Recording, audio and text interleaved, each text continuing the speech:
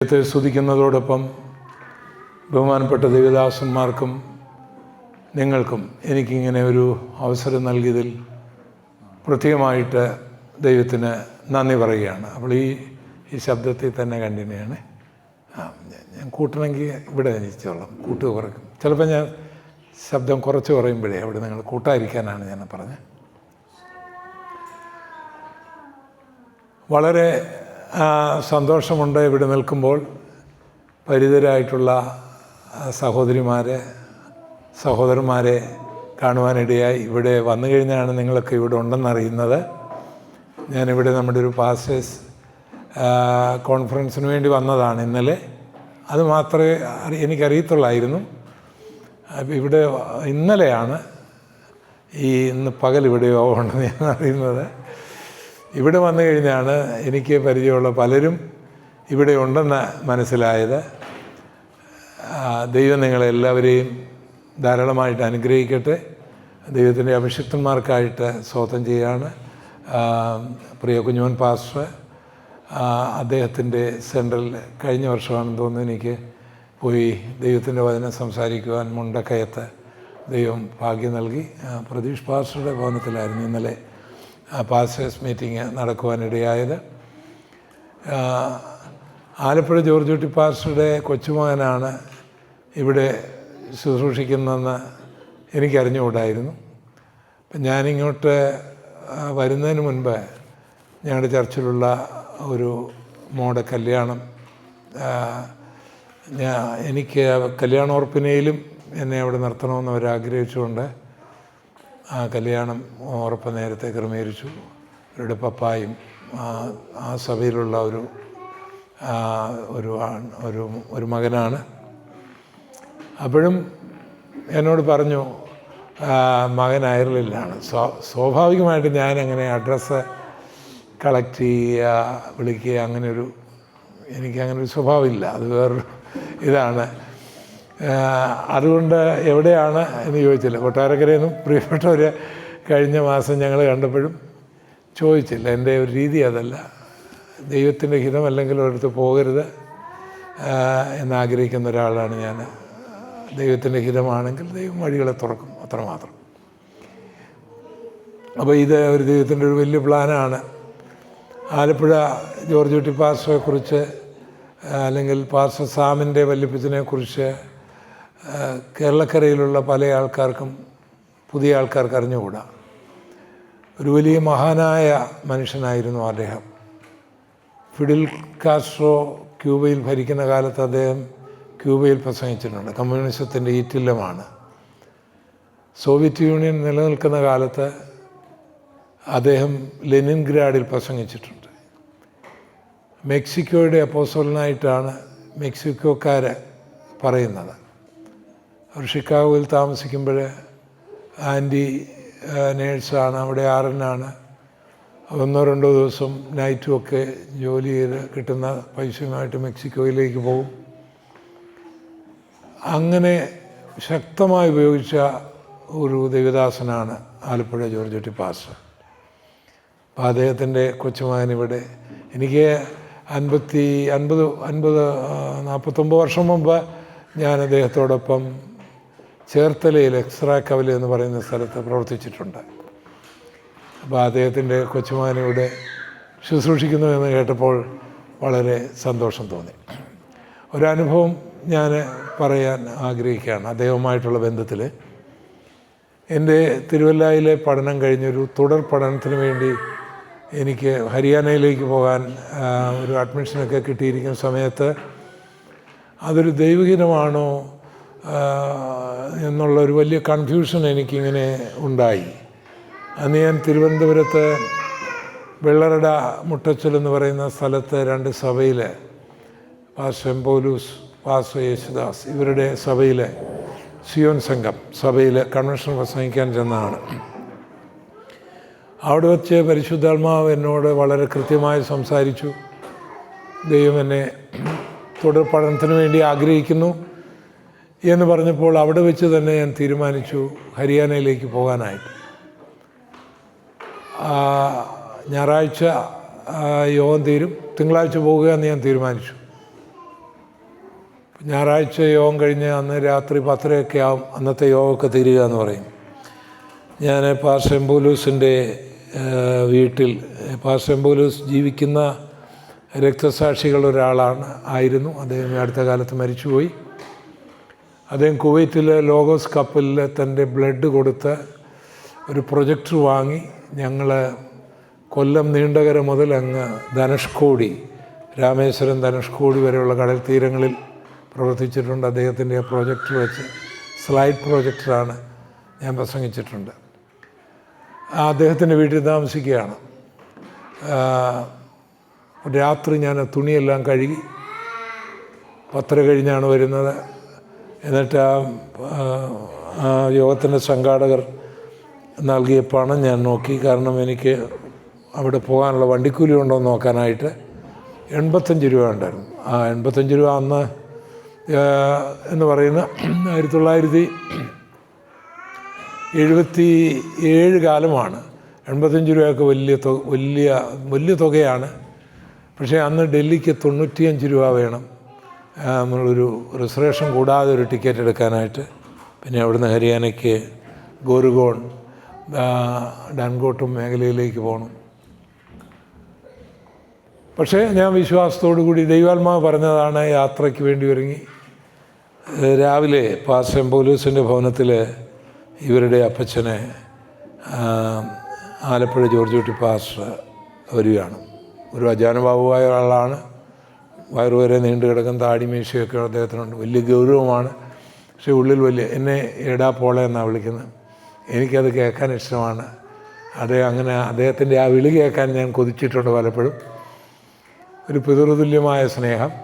അപ്പോൾ തന്നെ ഞങ്ങൾ സുഹൃത്തുക്കളെ പോലെ ഇടപെടുന്ന ഒരനുഭവം. എനിക്ക് അദ്ദേഹത്തിൻ്റെ ഹൃദയം അറിയാമായിരുന്നു, എന്നെയും അറിയാമായിരുന്നു അദ്ദേഹത്തിന്. പുറമേ വലിയ ഗൗരവമാണെങ്കിലും ആളെ ഉള്ളു വളരെ സോഫ്റ്റാണ്. അപ്പം എന്നോട് വന്ന് പറഞ്ഞു, എടാ നിനക്ക് ഇപ്പം പോകണോ ആ വടക്കേന്ത്യയിലേക്കെന്ന് പറഞ്ഞു. ഞാൻ പറഞ്ഞു എനിക്കിപ്പം പോകണം. എന്നാൽ പെട്ടിയെടുക്കടാ പോയേക്കാം എന്ന് പറഞ്ഞ് ഞങ്ങൾ തിരുവനന്തപുരം റെയിൽവേ സ്റ്റേഷനിൽ വന്നു. ഇവരുടെ രണ്ടുപേരുടെയും കണ്ണ് വെട്ടിച്ച് ഞാൻ ഒരു എറണാകുളത്തേക്കൊരു ടിക്കറ്റ് എടുത്തു.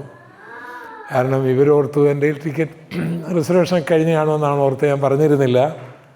എനിക്കങ്ങനെ പറയുന്നതും സ്വാഭാവികമായിട്ട് ഇഷ്ടമല്ല. നമ്മുടെ കാര്യങ്ങൾ ദൈവം അറിഞ്ഞാൽ മതി. ഞാൻ എറണാകുളത്തേക്കൊരു ടിക്കറ്റ് എടുത്തു. ഒരു യാത്ര വിശ്വാസത്തിൻ്റെ യാത്രയാണ്. ദൈവം വഴിയൊരുക്കും. അങ്ങനെ ഈ ട്രെയിൻ മൂവ് ചെയ്യാനായിട്ട് ഒരുങ്ങിയപ്പോൾ ഇവരുടെ അപ്പച്ചന് ഒരു 100 രൂപ എൻ്റെ പോക്കറ്റിൽ ഇട്ടു. അത് ധാരാളം മതിയായിരുന്നു. അത് ഞാൻ ഓർത്തു പോവുകയാണ്. ഒത്തിരി ഓർമ്മക്കുറവുകൾ എനിക്കുണ്ട്. ബൈബിൾ വിഷയങ്ങളിൽ ഓർമ്മക്കുറവൊന്നും വന്നിട്ടില്ല. എന്നാൽ ആൾക്കാരെയൊക്കെ എനിക്ക് ഓർക്കാൻ കഴിയില്ല. അത് വലിയ ദുഃഖമായിട്ടുണ്ട്. എന്നെ സ്നേഹിച്ചവരും സ്വീകരിച്ചവരും വീട്ടിൽ കൊണ്ടുപോയി താമസിപ്പിച്ചവരുമൊക്കെ പിന്നീട് നാട്ടിൽ കാണുമ്പോഴേ എവിടെയാണെന്ന് ഓർക്കാതെ വരും. ചിലപ്പോൾ കുറേ കഴിഞ്ഞ് ഓർത്തൊന്നും ഇരിക്കും. പിന്നെ മനഃപൂർവ്വം അല്ലാത്തതുകൊണ്ടും നമ്മളങ്ങനെ നിങ്ങളെ നാട്ടിൽ വരുമ്പോഴെല്ലാം കണ്ടോളാം അങ്ങനെ ഒന്നും നമ്മൾ വാഗ്ദത്തം പറയാത്തതുകൊണ്ടും എനിക്കങ്ങനെ ഉള്ളൊരു കുറ്റബോധം ഉണ്ടാകില്ലെങ്കിലും അങ്ങനെ എനിക്ക് ഓർമ്മകൾ ആ കാര്യത്തിൽ. എന്നാൽ ചില കാര്യങ്ങൾ ഞാൻ ഓർക്കും. അപ്പോൾ അതിൽ ദൈവദാസനെ ഓർക്കാനായിട്ട് ഉള്ളൊരു സാഹചര്യം ഈ യോഗത്തിലുണ്ടായിരുന്നതിൽ ദൈവത്തിന് സ്തോത്രം ചെയ്യുകയാണ്. ഈ യാത്രയിൽ മറ്റൊരു ആഗ്രഹം എനിക്ക് വേണ്ടി ദൈവം ചെയ്തൊരു കാര്യം പറയാം. ദൈവിക വാഗ്ദത്തങ്ങൾ ദൈവം ചെയ്യുന്നൊരു കാര്യം. ഈ തിരുവനന്തപുരത്ത് ചപ്പാത്തങ്കര എന്ന് പറയുന്ന സ്ഥലത്ത് പാസ്റ്റർ KL സണ്ണി എന്ന് പറയുന്ന ഒരാൾ ഉണ്ടായിരുന്നു. അദ്ദേഹം തിരുവനന്തപുരം കന്യാകുമാരി ഷാരോൺ ഫെലോഷിപ്പിൻ്റെ ഡിസ്ട്രിക്ട് പാസ്റ്ററായിരുന്നു. അപ്പം ഞാൻ അദ്ദേഹത്തിൻ്റെ ബാഗുമൊക്കെ ചുമന്ന് അദ്ദേഹത്തിൻ്റെ പുറകെ നടക്കുമായിരുന്നു. അതെനിക്ക് വലിയ അനുഗ്രഹമായി. ആ മനുഷ്യന് പ്രസംഗമെല്ലാം കഴിയുമ്പോൾ തൻ്റെ കാലിനൊക്കെ വേദന ഉണ്ടാകുമായിരുന്നു. അഭിപ്രായമായി. അപ്പം ഞാൻ കാലൊക്കെ ഇടിച്ചു കൊടുക്കുമായിരുന്നു. അദ്ദേഹത്തിൻ്റെ കൂടെ പ്രവർത്തിക്കുമ്പോൾ അദ്ദേഹത്തിൻ്റെ ജ്യേഷ്ഠൻ്റെ ഒരു മകൻ ജർമ്മനിയിലുണ്ടായിരുന്നു. അദ്ദേഹം ഒരു ജർമ്മൻകാരിയാണ് വിവാഹം കഴിച്ചത്. എനിക്ക് തോന്നുന്നു ഡോക്ടർ KP യോഗന്നാൻ്റെയൊക്കെ സീനിയറായിട്ട് ഓപ്പറേഷൻ മൊബിലൈസേഷൻ ഉണ്ടായിരുന്ന ഒരാളായിരുന്നു അദ്ദേഹം. അപ്പോൾ അദ്ദേഹം കേരളത്തിലെ ഒരു ഗോസ്പൽ ടീം ഉണ്ടാക്കി. സെർവൻറ്റ് ഗോസ്പൽ ടീം എന്നായിരുന്നു അതിൻ്റെ പേര്. അപ്പം ഞാനും ആ ടീമിലെ അംഗമാണ് പരസ്യത്തിനൊക്കെ. ധാരാളം പേര് ജർമ്മനിയിൽ നിന്ന് വരും. അപ്പോൾ ഇദ്ദേഹം ധാരാളം പേര് ജർമ്മനിയിലേക്ക് കൊണ്ടുപോവുകയും ചെയ്യും. അത്ര കഴിവുള്ള ആളായിരുന്നു അദ്ദേഹം, നല്ല ഒരു മനുഷ്യൻ. അപ്പോൾ ആ കൂട്ടത്തിൽ പീറ്റർ കുൻസ് എന്ന് പറയുന്ന ഒരു ജർമ്മൻകാരൻ വന്നു. ഞങ്ങളുടെ ടീമിൻ്റെ മെറ്റഡോർ വാന് അദ്ദേഹമാണ് ഓടിക്കുന്നത്. എന്തോ അദ്ദേഹത്തിന് എന്നോട് വലിയൊരു താല്പര്യമുണ്ടായി. ഞാൻ അദ്ദേഹത്തിൻ്റെ പ്രസംഗവും സാക്ഷിയൊക്കെ പരിഭാഷപ്പെടുത്തുമായിരുന്നു. ഞാൻ ഓരോ ആവശ്യങ്ങൾ ഓരോരുത്തരുടെ കാര്യം പറയുമ്പോൾ അദ്ദേഹം അവരെ സഹായിക്കുമായിരുന്നു, വീട് വെക്കാനും ബൈക്ക് കൊടുക്കാനും ഒക്കെ. എന്നാൽ എൻ്റെ കാര്യങ്ങളൊന്നും പറയാതിരുന്നുകൊണ്ടായിരിക്കും അദ്ദേഹത്തിന് എന്നോടൊരു പ്രത്യേക ബഹുമാനവും താല്പര്യവും ഉണ്ടായിരുന്നു. എൻ്റെ വിവാഹത്തിൻ്റെ ഫോട്ടോഗ്രാഫറായിരുന്നു അദ്ദേഹം. ഞങ്ങളുടെ വീട്ടിൽ വന്ന് അദ്ദേഹം താമസിച്ചിട്ടുണ്ട്. ഞാൻ അദ്ദേഹത്തെ ഒരു ലെറ്റർ പ്രസ് കാണിച്ചു.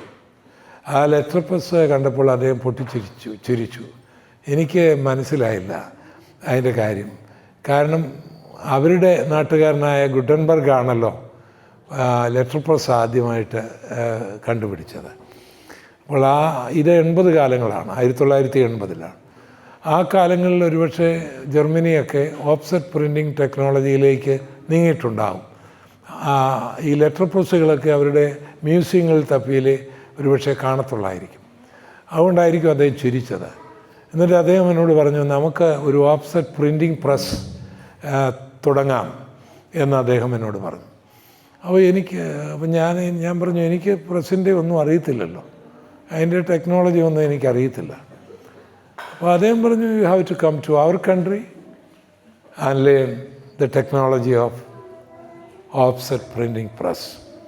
അപ്പോൾ ഒരു ചെറുപ്പക്കാരനെന്നുള്ള നിലയിൽ എനിക്കും ഒരു വലിയ സന്തോഷം തോന്നി. പഠിക്കാൻ പോകാനൊരു അവസരം കിട്ടുകയാണല്ലോ. ഞാൻ ഇപ്പോഴും പഠിക്കാൻ ആഗ്രഹിക്കുന്ന ഒരാളാണ്. പക്ഷേ എളുപ്പമൊന്നും ഞാൻ ആരാണ്, എൻ്റെ കോളിംഗ് എന്താണ് എന്ന് ചിന്തിച്ചു. എന്നെ എന്തിനാണ് ദൈവം വിളിച്ചത്? ഓരോ വ്യക്തികളെയും ദൈവം വിളിച്ചിട്ടുണ്ട്. അവരെ അത് നമ്മൾ അറിഞ്ഞിരിക്കണം. റിക് വാറിൻ്റെ ഒരു പുസ്തകമുണ്ട്, പർപ്പസ് ഡ്രിവൻ ലൈഫ് എന്നുള്ള. ആ പുസ്തകമൊക്കെ ഒന്ന് വായിക്കുന്നത് നല്ലതാണ്. നിങ്ങളെ ഓരോരുത്തരെയും, എന്നെ എല്ലാം വിളിച്ച ദൈവത്തിനൊരു ഉദ്ദേശമുണ്ട്. അവിടെ ആ പൊസിഷനിൽ ആ നിലയിലായിരിക്കുമ്പോൾ മാത്രമേ നമ്മൾ സക്സസ് ആകൂ, നമ്മൾ ഫിറ്റാകൂ. അപ്പോൾ എനിക്കറിയാം ദൈവം എന്നെ വിളിച്ചത് ഒരു സുവിശേഷകനായിട്ടാണ്, ഒരു കർത്താവിൻ്റെ ദാസനായിട്ടാണ്. Printing press തുടങ്ങാനായിട്ടില്ല. അതിനുവേണ്ടി വിളിച്ചവരുണ്ടാകും, അവരത് ചെയ്താൽ സക്സസ് ആകും. എന്നെ അതിനല്ല വിളിച്ചത്. അപ്പം ഞാൻ അദ്ദേഹത്തോട് പറഞ്ഞു, ഞാനൊരു സുവിശേഷകനാണ്, എൻ്റെ കോളിംഗ് അതല്ല. നിനക്ക് താല്പര്യമാണെങ്കിൽ എനിക്ക് ഒരു ഡേയ്സ് ബൈബിള് നൽകുകയാണെങ്കിൽ സന്തോഷമാണ്. അപ്പോൾ അന്ന് 500 രൂപയാണ് ഡേയ്സ് ബൈബിളിന്. മലയാളം ബൈബിളിന് 10 രൂപ 8 രൂപ ഒക്കെ കൊടുത്താൽ കിട്ടും. അത് 10 ഡേയ്സ് ബൈബിൾ വരുത്തി ഒരെണ്ണം എനിക്ക് തന്നു. ബാക്കി ഓരോരുത്തർക്ക് അദ്ദേഹം കൊടുത്തു. അദ്ദേഹത്തിൻ്റെ അഡ്രസ്സോ കാര്യങ്ങളോ ഒന്നും ഞാൻ എടുത്തിരുന്നില്ല. അങ്ങനെ അദ്ദേഹം ജർമ്മനിയിൽ പോയി, ഞാനും ഇങ്ങനെ പ്രവർത്തനത്തിൽ ഇങ്ങനെ പോയി. ഒരു 30 വർഷങ്ങൾക്ക് മുൻപ് നെടുങ്ങാടപ്പള്ളി IPCയിൽ ഒരു കൺവെൻഷൻ നടക്കുകയാണ്, വല്ലപ്പള്ളിക്കടുത്ത്. ഞാനവിടെ പ്രസംഗിക്കാൻ പോയി. അന്നവിടെ ഉണ്ടായിരുന്ന ഒരു ജോർജ് കുട്ടി പാസ്റ്ററായിരുന്നു. അദ്ദേഹം കൊട്ടാരക്കര ഇഞ്ചക്കാടൊക്കെ പാസ്റ്ററായിരുന്ന ആളാണ്. അപ്പോൾ അവിടെ ഞാൻ പ്രസംഗിച്ച് കഴിഞ്ഞ് ഒരു പക്ഷേ ഭക്ഷണം കഴിക്കാൻ ചെന്നതാണോ ഞാനത് കൃത്യമായിട്ട് ഓർക്കുന്നില്ല. ഒരു സിസ്റ്ററിലൂടെ ഒരു പ്രവചനമുണ്ടായി. ആ ദൈവം എന്നെ യൂറോപ്പിൽ അയക്കുന്നു, ജർമ്മനിയിൽ അയക്കുന്നു എന്നുള്ളൊരു ദൂതായിരുന്നു. ആ സഹോദരിയെ ഞാനിപ്പോഴും ഓർക്കുന്നില്ല, പക്ഷേ ഞാൻ ദൂത് ഞാൻ ഓർക്കുന്നു. അപ്പോൾ ഈ ദൂത് എനിക്ക് കിട്ടിയപ്പോൾ എനിക്ക് ജർമ്മനി പോകാൻ ആഗ്രഹമുണ്ടായി. അപ്പം ഞാൻ ഈ ജർമ്മനിയിലുള്ള ഈ സുഹൃത്തിനെ വിളിച്ചു. ഞാൻ അന്ന് അമേരിക്കയിൽ ഒരു യോഗത്തിന് വേണ്ടി പോയതാണ്. അവിടെ ഇദ്ദേഹത്തെ വിളിച്ചു. അദ്ദേഹത്തിന് എന്നോട് ഭയങ്കര താല്പര്യമാണ്, ഭയങ്കര സ്നേഹമാണ്. അതുകൊണ്ട് ഞാൻ അദ്ദേഹത്തെ വിളിച്ചു. ഇങ്ങനെ പരിശുദ്ധാത്മാവ് ഇന്ന് ഒരു പ്രവചനം എന്നോട് പറഞ്ഞു, അതുകൊണ്ട് ജർമ്മനിയിൽ വരാൻ എനിക്ക് ആഗ്രഹമുണ്ട് എന്ന് പറഞ്ഞപ്പോൾ എന്തോ അനേകം മലയാളികളെ കൊണ്ടുപോയ അദ്ദേഹം എന്നോട് പറഞ്ഞു, അതിനെന്താ ഒരു ടിക്കറ്റ് എടുത്തേക്ക് പോരാൻ പറഞ്ഞു. അപ്പോൾ അതെന്നെ ഇൻസൾട്ട് ചെയ്ത പോലെ ആയിപ്പോയി. അത് അങ്ങനെ പറയുന്നതല്ല, പ്രത്യേകിച്ച് എന്നോടങ്ങനെ പറയുന്നതല്ല. അദ്ദേഹത്തിന് എന്നെ അറിയാം. ഞാനങ്ങനെയായിരുന്നെങ്കിൽ ഈ ജർമ്മൻകാരനോട് തന്നെ ചോദിക്കില്ലായിരുന്നു. പരിശുദ്ധാത്മാ പറഞ്ഞുകൊണ്ടാണ് പറഞ്ഞത്. അത് എനിക്കത് വലിയ ഇൻസൾട്ടായിപ്പോയി മനസ്സിൽ. എന്നാൽ ഈ കഴിഞ്ഞ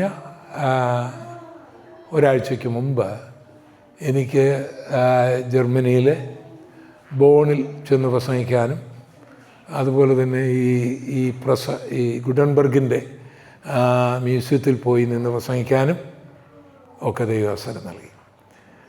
നമ്മുടെ ആഗ്രഹങ്ങൾ, ദൈവം നമ്മോട് പറയുന്ന വാഗ്ദത്തങ്ങൾ അതിൻ്റെ സമയത്ത് നമ്മൾ ഉദ്ദേശിക്കുന്ന വ്യക്തികളിലൂടെ ആയിരിക്കുകയില്ല, നമ്മൾ ഉദ്ദേശിക്കുന്ന സമയത്തുമായിരിക്കുകയില്ല.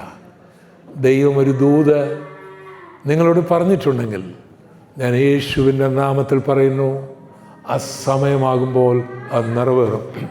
വിശ്വസിക്കുന്നുണ്ടോ? എങ്കിൽ ആ കരമടിച്ച് ദൈവത്തെ ഒന്ന് ആരാധിച്ചാട്ടെ. ദൈവം നിങ്ങളോട് സംസാരിച്ചിട്ടുണ്ടെങ്കിൽ എല്ലാവരും ശക്തമായിട്ട്, ഞാൻ വെറുതെ ഇവിടെ നിന്ന് സംസാരിക്കുകയല്ല, ഞാൻ ഈ ഓരോ സാക്ഷ്യം പറയുന്ന ഓരോ ദൂതുകളാണ്. നീ പ്രതീക്ഷിച്ച ആളിലൂടെ ആയിരിക്കുകയില്ല, നീ ചിന്തിക്കുന്ന ആളിലൂടെയും ആയിരിക്കുകയില്ല, നിന്നെ സ്നേഹിക്കുന്ന ആളിലൂടെയും ആയിരിക്കുകയില്ല. സ്വർഗമരുളപ്പാട് നൽകിയിട്ടുണ്ടെങ്കിൽ അത് നിറവേറ്റപ്പെടുവാൻ നിന്റെ ബുദ്ധി ആവശ്യമില്ല, നിന്റെ വിദ്യാഭ്യാസവും ആവശ്യമില്ല, നിന്റെ ആരോഗ്യവും ആവശ്യമില്ല. ദൈവത്തിൻ്റെ ശക്തി മാത്രം മതി. The things which is impossible with you, the same is possible with your God. നീ ആരാധിക്കുന്ന ദൈവത്തിന്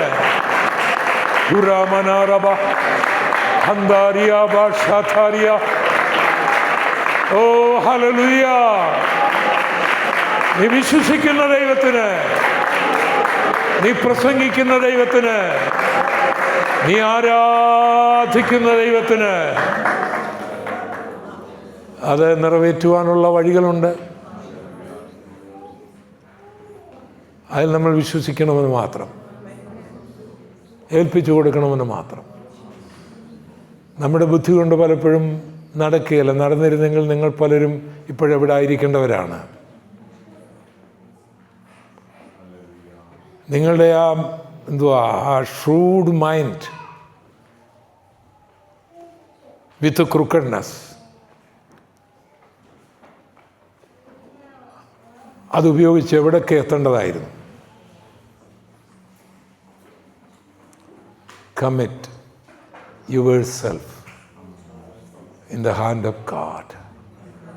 Let Lord use you for the furtherance of the gospel.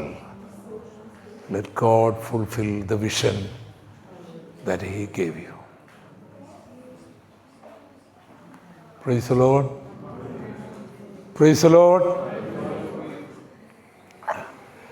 ഞാനൊരു പാവപ്പെട്ട ഹൈന്ദവ ഭവനത്തിലാണ് ജനിച്ചു വളർന്നത്. എൻ്റെ വീട് കേരളത്തിൻ്റെ കിഴക്കേറ്റമായ കൊച്ചറയിലാണ്. ഇപ്പം ഞാൻ താമസിക്കുന്ന മല്ലപ്പള്ളിക്കടുത്ത് മുണ്ടിപ്പള്ളിയിലാണ്. എൻ്റെ അച്ഛനും അമ്മയും ഒരു 71 വർഷങ്ങൾക്ക് മുൻപ് ആലപ്പുഴയിലെ ബോട്ട് ജെട്ടിയിൽ എവിടെയോ യാത്രയ്ക്ക് വേണ്ടി ഇരിക്കുകയാണ്. അപ്പോൾ ആ കാലങ്ങളിൽ ആലപ്പുഴ ജലഗതാഗതം നമ്മുടെ കേരളത്തിൽ വളരെ ഉയർന്നൊരു സമയമാണ്. അപ്പം കാത്തു നിൽക്കുകയാണ്. ഒരു മനുഷ്യൻ അവിടെ വന്നു. എൻ്റെ ജ്യേഷ്ഠൻ പറഞ്ഞ കഥയാണ്, എനിക്ക് ഓർമ്മയില്ല ആ കാര്യം. അന്ന് എനിക്ക് 6 മാസം പ്രായം കാണും. ഒരു പ്രായമുള്ള ഒരു മനുഷ്യൻ അവിടെ വന്നു. എൻ്റെ അച്ഛൻ്റെയും അമ്മയുടെയും അനുവാദം ചോദിക്കാതെ എന്നെ അദ്ദേഹം കയ്യിലെടുത്തു. എനിക്ക് വേണ്ടി പ്രാർത്ഥിച്ചു.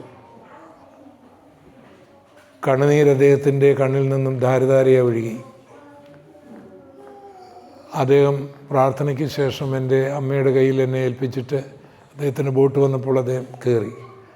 ആ ബോട്ട് അദ്ദേഹം അങ്ങനെ പോകുമ്പോൾ അദ്ദേഹത്തിൻ്റെ ഒരു കുടയുണ്ടായിരുന്നു. ആ കുട എടുക്കാൻ ഇവിടെ വെച്ചിട്ടാണ് എന്നെ എടുത്തത്. ബോട്ട് വന്ന് ഓടിക്കയറിയുകൊണ്ട് അദ്ദേഹത്തിന് കുട എടുക്കാൻ കഴിഞ്ഞില്ല. അപ്പം എൻ്റെ മൂത്ത ജ്യേഷ്ഠൻ എന്നോട് ഈ കഥ പറഞ്ഞ എൻ്റെ ജ്യേഷ്ഠൻ ഈ കുടയുമായിട്ട് ഓടി പ്ലാറ്റ്ഫോമിൻ്റെ അറ്റം വരെ. അപ്പം ബോട്ട് ഒത്തിരി നീങ്ങിയതുകൊണ്ട് അദ്ദേഹം പറഞ്ഞ് നിങ്ങൾ ആ കുട എടുത്തോളാൻ പറഞ്ഞു. എൻ്റെ മാതാപിതാക്കൾ ഹിന്ദുക്കളായിരുന്നുകൊണ്ട് എന്നെ ഒരു കർത്താവിൻ്റെ സന്നിധിയിൽ സമർപ്പിക്കാൻ അവർക്ക് അറിഞ്ഞുകൂടായിരുന്നു. അങ്ങനെയുള്ള ഒരു സമർപ്പണമല്ലല്ലോ. എൻ്റെ പെങ്ങൾക്ക് ഈ ഹിന്ദുക്കൾക്ക് അങ്ങനെ ഉണ്ട്. ചോറ് കൊടുക്കാനൊക്കെ ഇങ്ങനെ അറേഞ്ച് ഇങ്ങനെ പാല കടപ്പാട്ടൂരൊക്കെ എൻ്റെ മാതാപിതാക്കൾ പോയ ആ കാലങ്ങളൊക്കെ ഓർക്കുന്നുണ്ട്. അങ്ങനെയുള്ള സമർപ്പണങ്ങളൊക്കെ ഉള്ളൂ, ഇങ്ങനെയില്ലല്ലോ. പക്ഷേ എന്നെ ദൈവം കണ്ട ഒരു വ്യക്തിയായിരുന്നുകൊണ്ട് എന്നെ സമർപ്പിക്കാനായിട്ട് ദൈവം അവിടേക്ക് വിട്ടു. പിന്നെ ആലപ്പുഴയിൽ ഞാൻ ബോട്ട് ഹയർ ചെയ്ത് പരിശീലനത്തിന് പോയിട്ടുണ്ട്. അവിടെ മിക്കവാറും ഒത്തിരി കൺവെൻഷൻ നടത്തിയിട്ടുണ്ട്. ആലപ്പുഴയിൽ ഫിനിഷിംഗ് പോയിൻ്റ് എന്ന് പറയുന്നൊരു സ്ഥലമുണ്ട്. അവിടെ ഞാനൊരു വിവാഹ ശുശ്രൂഷ നടത്തിയിട്ടുണ്ട്. ഈ അടുത്ത സമയത്ത് അവിടെ ഒരു പാസ്റ്റർ എബി എന്ന് പറയുന്ന ഒരാളുണ്ട്. അവിടെ ഞാൻ പ്രസംഗിച്ചിറങ്ങി ഞാൻ ഈ കാര്യം മറന്നുപോയി. അപ്പോൾ ആ ബോട്ട് ജെട്ടിക്ക് അടുത്താണ്. അവിടെ ഈ ബിൽഡിങ്ങിൽ നിന്ന് ഇറങ്ങിക്കഴിഞ്ഞാൽ അത് കാണാം. അപ്പോൾ എന്നോട് പറഞ്ഞു, പാസ്റ്റർ ഇതേ അവിടെയാണ് പാസ്റ്ററെ സമർപ്പിച്ച്. നോക്കിയാൽ കാണാവുന്ന ദൂരത്തിൽ. സ്വർഗത്തിലെ ദൈവം നമുക്ക് വേണ്ടി ആരെങ്കിലുമൊക്കെ പ്രാർത്ഥിച്ചിട്ടുണ്ടെങ്കിൽ, ആരെങ്കിലുമൊക്കെ സമർപ്പിച്ചിട്ടുണ്ടെങ്കിൽ, ആരോടെങ്കിലുമൊക്കെ ദൈവം നമ്മളെക്കുറിച്ച് സംസാരിച്ചിട്ടുണ്ടെങ്കിൽ അതും സമയമാകുമ്പോൾ നിറവേറും. ഒരുപക്ഷെ നിന്നോട് സംസാരിച്ചിട്ടുണ്ടാകില്ല, നിൻ്റെ പിതാവിനോടോ നിൻ്റെ വല്യപ്പച്ചനോടോ ദൈവം ചില കാര്യങ്ങൾ സംസാരിച്ചിട്ടുണ്ട്. ജീവിതത്തിൻ്റെ സാമ്പത്തിക ബുദ്ധിമുട്ടുണ്ടായിരുന്ന കാലത്ത്, വയറു നിറച്ച് കഴിക്കാൻ സാഹചര്യമില്ലാതിരുന്ന കാലത്ത്, ചാണകം മെഴിയ തറയിൽ ഓലപ്പരയിൽ കഴിഞ്ഞ കാലത്ത് വീട്ടിലുണ്ടായിരുന്ന ഭക്ഷണം ദൈവദാസന്മാർക്ക് കൊടുത്ത് ആ ദൈവദാസന്മാർ പ്രാർത്ഥിച്ചു പോയപ്പോൾ സംസാരിച്ചൊരു ദൂത് ഒരുപക്ഷെ നിന്നോടോ നിൻ്റെ പിതാവിനോടോ സംസാരിച്ചിട്ടുണ്ട്. അതും കർത്താവിന് നിറവേറുവാനുണ്ട്. വിശ്വസിക്കുന്നവരൊന്ന് കരമടിച്ച് ദൈവത്തെ സ്തുതിച്ചാട്ടെ ശക്തമായി. ഹല്ലേലൂയ. അതെല്ലാം സ്വർഗത്തിലെ ദൈവം നിറവേറ്റും. നിന്റെ പിതാവിനോടുള്ള വാഗ്ദത്തങ്ങൾ, നിന്റെ വല്യമ്മച്ചിയോടുള്ള വാഗ്ദത്തങ്ങൾ, അവരുടെ കണ്ണുനീരിൻ്റെ ആ വാഗ്ദത്തങ്ങൾ ദൈവം നിറവേറ്റാതിരിക്കുകയില്ല. തമിഴ്നാട്ടിൽ വിജയ് എന്ന് പറയുന്ന ഒരാളാണ് മുഖ്യമന്ത്രിയായി മാറിയത്. അദ്ദേഹത്തിനൊരു അമ്മച്ചി ഉണ്ടായിരുന്നു. 16 മണിക്കൂർ പ്രാർത്ഥിക്കുമായിരുന്നു അമ്മച്ചി. ഈ വിജയ് കുഞ്ഞായിരിക്കുമ്പോൾ അമ്മച്ചിയുടെ കൂടെയാണ് ഈ കിടക്കുന്നത്. 2 വാക്യങ്ങൾ പറയണം വിജയ് എപ്പോഴും ബൈബിളിൽ നിന്ന്. ആ അമ്മച്ചിയുടെ പ്രാർത്ഥനയാണ് തൻ്റെ മകൻ മുഖ്യമന്ത്രിയായെന്നാണ് വിജയുടെ പിതാവ് ഈ അടുത്ത സമയത്ത് പറഞ്ഞത്. ആ പൊളിറ്റിക്കൽ മേഖലയുടെ കാര്യമൊന്നുമല്ല ഞാൻ പറഞ്ഞത്. സ്വർഗത്തിലെ ദൈവം നമ്മുടെ കുടുംബത്തിൽ ആരൊക്കെയോ കരഞ്ഞതിൻ്റെയും ആരൊക്കെയോ ഉപവസിച്ചതിൻ്റെയും ഒക്കെ പരിണിത ഫലമാണ് നീ ഇന്നിവിടെ ഇരിക്കുന്നത്. നിൻ്റെ മിടുക്കല്ല. അവരോട് സ്വർഗം പറഞ്ഞ ദൂതുകൾ ഇനിയും നിറവേറാനുണ്ട്. നീ ശരിക്കൊന്ന് മാനസാന്തരപ്പെട്ടാൽ സ്വർഗത്തിലെ ദൈവം അത് ചെയ്തെടുക്കും. വിശ്വസിക്കുന്നുണ്ടോ? കർത്താവ് ധാരാളമായിട്ട് നിങ്ങളെ എല്ലാവരെയും അനുഗ്രഹിക്കട്ടെ.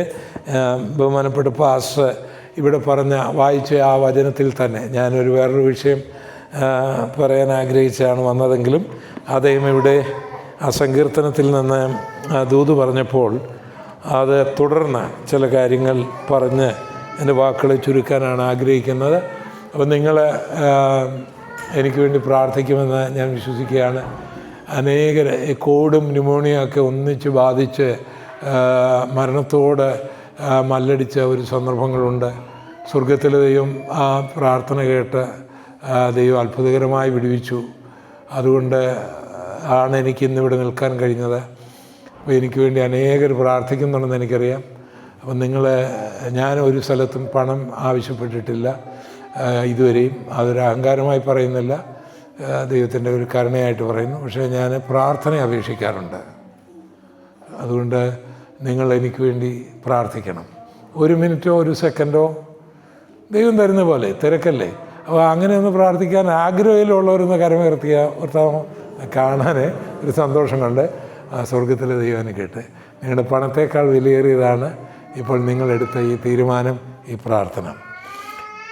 അപ്പം പാസ്റ്റർ വായിച്ചത് Psalm 34 ആണ്. അതിൻ്റെ വേഴ്സ് 7 നമുക്കൊന്ന് വായിക്കാം. അപ്പോൾ എല്ലാവരും ഒന്ന് എടുത്തേ. ഇത് എല്ലാവർക്കും അറിയാവുന്നതാണെങ്കിലും മക്കളെല്ലാം, all children may turn to your Bible please. Psalm chapter 34 verse 7. എല്ലാവരും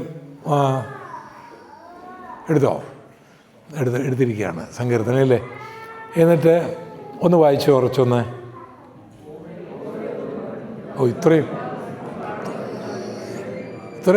ഇത്രയും ശബ്ദമുള്ളോ? നിങ്ങൾക്ക് നല്ല ശബ്ദമുള്ള കാര്യം എനിക്കറിയാം.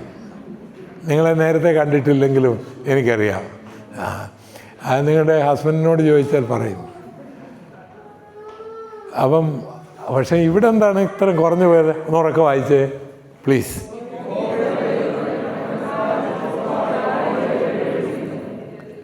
അടുത്തയാളുടെ മുഖത്തോട്ട് നോക്കി ഇതൊരു ദൂതായിട്ട് പറയണേ. ഞാൻ പറഞ്ഞു തരാം. അതെ, അപ്പം ഞാൻ പറഞ്ഞുതരാം. നിങ്ങൾക്ക് അടുത്തയാളിൻ്റെ മുഖത്ത് നോക്കാൻ പ്രയാസമുള്ളവർ എന്നെ നോക്കുക. അപ്പോൾ എനിക്കറിയാം നിങ്ങൾ എത്ര പേര്. അല്ലാത്തവർ മുഖത്തോട്ട് നോക്കി ഞാനീ പറയുന്ന വാക്കൊരു ദൂതായിട്ട് തന്നെ. ഈ പ്രവചനങ്ങളിൽ ചിലപ്പോൾ കള്ളപ്രവചനം വരാം, നമ്മുടെ മനസ്സിൽ തോന്നു വരാം. പക്ഷേ ഇതിൽ കള്ളപ്രവചനമൊന്നുമല്ല, ഇത് കറക്റ്റാണല്ലോ ഇല്ലേ? അതുപോലെ അങ്ങ് ദൈവത്തിൻ്റെ ദൂതാണിത്, സ്വർഗത്തിലെ ദൈവത്തിൻ്റെ ദൂതാണ്. അതുകൊണ്ട് ദൂതായിട്ട് തന്നെ നിങ്ങൾക്ക് പറയാൻ വരെ അടുത്തയാളുടെ മുഖത്ത് നോക്കി ഒരു പ്രസംഗം പോലെ അങ്ങ് പറയണം. ഞാൻ പറഞ്ഞു തരാം, കാത് മാത്രം ഇങ്ങോട്ട് മതി, മുഖത്തോട് ചിരിച്ചോണ്ട്. യഹോവയുടെ ദൂതൻ അവൻ്റെ ഭക്തന്മാരുടെ ചുറ്റും പാളയമിറങ്ങി അവരെ വിടുവിക്കുന്നു. വിശ്വസിക്കുന്നുണ്ടോ ദൈവം വിടുവിക്കുമെന്ന്? വാസ്തവത്തിൽ നമ്മൾ ഈ കാണുന്ന കാര്യവും കാണാത്ത കാര്യവും ഉണ്ട്. കാണാത്ത കാര്യം കണ്ടതാണ് ആത്മീകത്തിലാണെങ്കിലും ശാസ്ത്രീയ മേഖലകളിലാണെങ്കിലും ജനപ്രയോജനകരമായ എല്ലാ പുരോഗമന കാര്യങ്ങളും നമ്മുടെ കണ്ണുകൊണ്ട് കാണുവാൻ കഴിയാത്ത ചില കാര്യങ്ങളെ കണ്ടതാണ്. ഉദാഹരണമായിട്ട് ഈ മെഡിക്കൽ ലോകത്തിൽ നമ്മുടെ നിങ്ങളൊക്കെ ജോലി ചെയ്യുന്ന മേഖലകളിൽ RNA DNA കോവിഡ് വന്നത് RNA വൈറസായിരുന്നു. RNA DNA ഈ വൈറസുകൾ അധികം നാളായിട്ടില്ല കണ്ടുപിടിച്ചിട്ട്. അത് കണ്ടെത്തിയതുകൊണ്ടാണ് വാക്സിനുകൾ ഉണ്ടാകാൻ കാരണം. അതിനു മുൻപ് യൂറോപ്പിലൊക്കെ എത്രയോ ജനലക്ഷങ്ങളാണ് മരിച്ചുപോയത്. വൈറസിനെക്കുറിച്ചൊരു അറിവ് അന്നുണ്ടായിരുന്നില്ല, DNA കുറിച്ചൊരു അറിവുണ്ടായിരുന്നില്ല, RNA കുറിച്ച് അറിവുണ്ടായിരുന്നില്ല, ഇല്ലേ? ലിംബോസൈറ്റുകളെ കുറിച്ചുള്ള അറിവുണ്ടായിരുന്നില്ല, അല്ലേ? അപ്പം വൈറസ് ആക്രമണം വരുമ്പോൾ അത് ബി ലിംബോസൈറ്റിൽ അത് റെക്കോർഡ് ചെയ്തിട്ട് അതിനെതിരായിട്ട് ഫൈറ്റ് ചെയ്യാനായിട്ട് നമ്മുടെ പ്ലാസ്മ കോശങ്ങൾക്ക് ആൻറ്റിബോഡി ഉണ്ടാക്കാനായിട്ടുള്ള കൽപ്പന കൊടുക്കുന്നത് നമുക്കറിഞ്ഞുകൂടായിരുന്നു. കാണാൻ മേലത്. അത് കണ്ടെത്തിയത് കൊണ്ട് ഇന്ന് മെഡിക്കൽ മേഖലയിൽ എന്തെല്ലാം പുരോഗമനം ഉണ്ടായി, ഇല്ലേ? ഇനി പ്രകാശങ്ങളെക്കുറിച്ചുള്ള കണ്ടെത്തൽ നമ്മളെ സംബന്ധിച്ചിടത്തോളം വെറും പ്രകാശമാണിത്. ഇത് വെറും പ്രകാശമാണ്. എന്നാൽ ആൽബർട്ട് ഐൻസ്റ്റീനെ സംബന്ധിച്ചിടത്തോളം ഇതിങ്ങനെ അനുസൃതമായി ഒഴുകുകയല്ല. ഇത് പായ്ക്കറ്റുകളായിട്ടാണ് ഒഴുകുന്നത്, ഫോട്ടോണുകളായിട്ടാണ് ഒഴുകുന്നത്. അതാ മനുഷ്യന് PhD കിട്ടാൻ, നൊബേൽ സമ്മാനം കിട്ടാൻ കാരണമായി. അപ്പോൾ ആ പ്രകാശത്തിന് തന്നെ തരംഗങ്ങളായിട്ടും കണികകളായിട്ടും പോകുന്നു എന്നുള്ള കണ്ടുപിടുത്തത്തിലേക്ക് വന്നപ്പോൾ നിങ്ങൾ ഉപയോഗിക്കുന്ന MRI സ്കാനിങ്ങും നിങ്ങളുടെ എക്സ്റേയും റോബോട്ടിക് സർജറിയും AI ടെക്നോളജിയും അതുപോലെ നിങ്ങളുടെ ഈവൻ റിമോട്ടുകളും സാറ്റലൈറ്റുകളും ഈ പുരോഗമനങ്ങൾക്കെല്ലാം അത് വഴിതെളിച്ചില്ലേ? അപ്പം കാണാൻ കഴിയാത്ത അല്ലെങ്കിൽ അറിയാൻ കഴിയാത്ത ആ മേഖലയിലേക്ക് കാണാൻ കഴിഞ്ഞതായിട്ടുള്ള ഭയങ്കരമായിട്ടുള്ള കാര്യങ്ങൾ ഇനിയിപ്പോൾ ഈ ബ്രസലിൽ 1927 ഒരു കോൺഫറൻസ് നടക്കുകയാണ്. ജീനിയസ് ആയിട്ടുള്ള ആൾക്കാരാണ്. 27 നൊബേൽ സമ്മാനം നേടിയവർ അവിടെ ഉണ്ടായിരുന്നു. 27 നൊബേൽ സമ്മാനം. അതിൽ ആൽബർട്ട് ഐൻസ്റ്റൈൻ ഉണ്ട്, ബോറുണ്ട്, അതുപോലെ തന്നെ ഹെയ്സൻബർഗ്, ക്വാണ്ടം മെക്കാനിക്സിൻ്റെ ഉപജ്ഞാതാവായിട്ടുള്ള ഹെയ്സൻബർഗ് ഉണ്ട്. അപ്പോൾ അവിടെ ഒരു വലിയ ചർച്ച നടന്നു. ആ ചർച്ച ഇതാണ്: ക്വാണ്ടം മെക്കാനിക്സിൻ്റെ ചിന്ത അല്ലെങ്കിൽ ക്വാണ്ടം ഫിസിക്സിലേക്ക് ക്ലാസിക്കൽ ഫിസിക്സ് നീങ്ങുന്ന ഒരു സമയമാണ്. അതിൽ ഈ ഹെയ്സൻബർഗ് എന്ന് പറയുന്ന ആൾ ആണതിൻ്റെ ചിന്ത കൊണ്ടുവരുന്നത്. അപ്പോൾ അദ്ദേഹം ആറ്റത്തിലേക്കല്ല പോകുന്നത്, ആറ്റത്തിൻ്റെ സബാറ്റമിക് കണികയിലേക്ക് പോവുകയാണ്. അതിൻ്റെ ക്വാർക്കുകളിലേക്ക് പോവുകയാണ്. ആ സബാറ്റമിക് കണികകളുടെ സൂപ്പർ പൊസിഷനെ കുറിച്ച് പറയുകയാണ്, അതിൻ്റെ ടണ്ണലിങ്ങിനെ കുറിച്ച് പറയുകയാണ്. ഇതൊന്നും ആൽബർട്ട് ഐൻസ്റ്റൈന് മനസ്സിലായില്ല. അവർ തമ്മിൽ എപ്പോഴും ഉടക്കുണ്ടാകുമായിരുന്നു. അപ്പോൾ ഒരു സബാറ്റമിക് കണിക്ക് ഒരേ സമയത്ത് 2 സ്ഥലത്തായിരിക്കാൻ കഴിയുമെന്നും അത് തമ്മിൽ എൻറ്റാങ്കിൾമെൻറ്റ് ചെയ്ത് കഴിഞ്ഞാൽ ഒരു കമ്പ്യൂട്ടറിൻ്റെ ഇന്നത്തെ സ്പീഡ് മാറും, അതുപോലെ തന്നെ അതിൻ്റെ പാസ്വേഡ് അഴിക്കാൻ കഴിയാതെയാകും. അങ്ങനെ ഒരു സൂപ്പർ കമ്പ്യൂട്ടിങ്ങിലേക്ക് നമ്മൾ നീങ്ങുകയാണ്. എന്ന് പറഞ്ഞാൽ 1000 വർഷം കമ്പ്യൂട്ടർ ഇന്ന് ചെയ്യുന്ന ജോലി 5 മിനിറ്റ് കൊണ്ട് ചെയ്യും ഈ ടെക്നോളജി വളർന്നു വന്നപ്പോൾ. ഇതൊന്നും അന്ന് ആൽബർട്ട് ഐൻസ്റ്റൈന് പോലും മനസ്സിലാക്കുവാൻ കഴിഞ്ഞില്ല. പക്ഷേ ഇന്നത് മനസ്സിലായതുകൊണ്ട് ആ ശാസ്ത്രജ്ഞന്മാരുടെ അതിൽ ഈ അടുത്ത 2025 3 പേർക്കാണ് ഈ ക്വാണ്ടം മെക്കാനിക്സിൽ നൊബേൽ സമ്മാനം ലഭിച്ചത്. അതിൽ ക്വാണ്ടം ടണ്ണലിംഗ് ആണ്. ക്വാണ്ടം ടണ്ണലിംഗ് എന്ന് പറഞ്ഞാൽ നിസ്സാരമായി പറഞ്ഞാൽ ഒരു സബാറ്റമിക് കണിക്ക് ഒന്നും പ്രതിബന്ധമല്ല. ഒരു മല പ്രതിബന്ധമല്ല, ഒരു കെട്ടിടം പ്രതിബന്ധമല്ല, ഒരു ഇരുമ്പാറ പ്രതിബന്ധമല്ല, ഒന്നും അതിന് പ്രതിബന്ധമല്ല. അത് ഹാരി പോട്ടറിൻ്റെ ഒരു ചിന്തയല്ല, സയൻറ്റിഫിക് ചിന്തയാണ്. ഇതിനകത്തൂടെ അതിന് കടന്നു പോകാം, ഇത് അതിന് തടസ്സമല്ല. ആ ഒരു വലിയ കണ്ടുപിടുത്തം ഇവരെ നൊബേൽ സമ്മാനത്തിലേക്ക് കൊണ്ടുപോയി. എന്നാൽ ഈ ടണലിങ് ആദ്യമായി നടത്തിയ നമ്മുടെ കർത്താവല്ലേ? അടച്ചിട്ട മുറിയിൽ കതക് തുറക്കാതെ, ഇതൊരു സബാറ്റമിക് കണിക്കാണ് നൊബേൽ സമ്മാനം കിട്ടിയെങ്കിൽ കർത്താവ് ഒരു വ്യക്തിയായിട്ട് അതിനകത്ത് കയറുന്നു. ഇനി നമ്മളും പറന്നു പോകും കർത്താവിൻ്റെ അടുക്കിലേക്ക്. അപ്പോൾ ഇതുവരെയും കാണാത്ത കാര്യങ്ങൾ, അറിയാത്ത കാര്യങ്ങൾ കണ്ടെത്തിയത് കൊണ്ടാണ് ഞാൻ നിങ്ങളൊക്കെ അനുഭവിക്കുന്ന ഇന്നത്തെ ഈ അനുഗ്രഹങ്ങൾക്കൊക്കെ നിദാനമായിരിക്കുന്നത്. ഇതുപോലെ തന്നെ ആത്മീക കാര്യത്തിലും നമ്മൾ ഇതുവരെയും കണ്ടെത്താത്ത കാര്യങ്ങൾ കാണുമ്പോഴാണ് അവിടെ വിടുതലുണ്ടാകുന്നത്. അതാണ് ഇവിടെ നമ്മൾ വായിച്ചത്. എന്താണ് വായിച്ചത്? യഹോവയുടെ എന്ന് പറഞ്ഞാട്ടെ, യഹോവയുടെ ദൂതൻ തൻ്റെ ഭക്തന്മാർക്ക് ചുറ്റും പാളകം ഇറങ്ങുന്നു. അത് നമ്മളിവിടെ കാണുന്നില്ല. അത് കണ്ടെത്തിയവരാണ് ജീവിതം ധന്യമാക്കിയത്. അത് ഞാനൊരു തെളിവ് നിങ്ങൾക്ക് പറയാം വേഗമേ. ഇതൊക്കെ നിങ്ങൾക്ക് അറിയാവുന്നതുകൊണ്ട്. രാജാക്കന്മാരുടെ 2-ാം പുസ്തകം നമ്മൾ വായിക്കുമ്പോൾ 6-ാം അധ്യായം വായിക്കുമ്പോൾ അവിടെ അന്ന് ഇസ്രായേൽ രാജാവും സിറിയയും തമ്മിൽ യുദ്ധം നടക്കുന്ന സമയമാണ്. എലീശയുടെ കാലമാണ്. എലീശ പ്രവാചകനായിരിക്കുന്ന കാലമാണ്.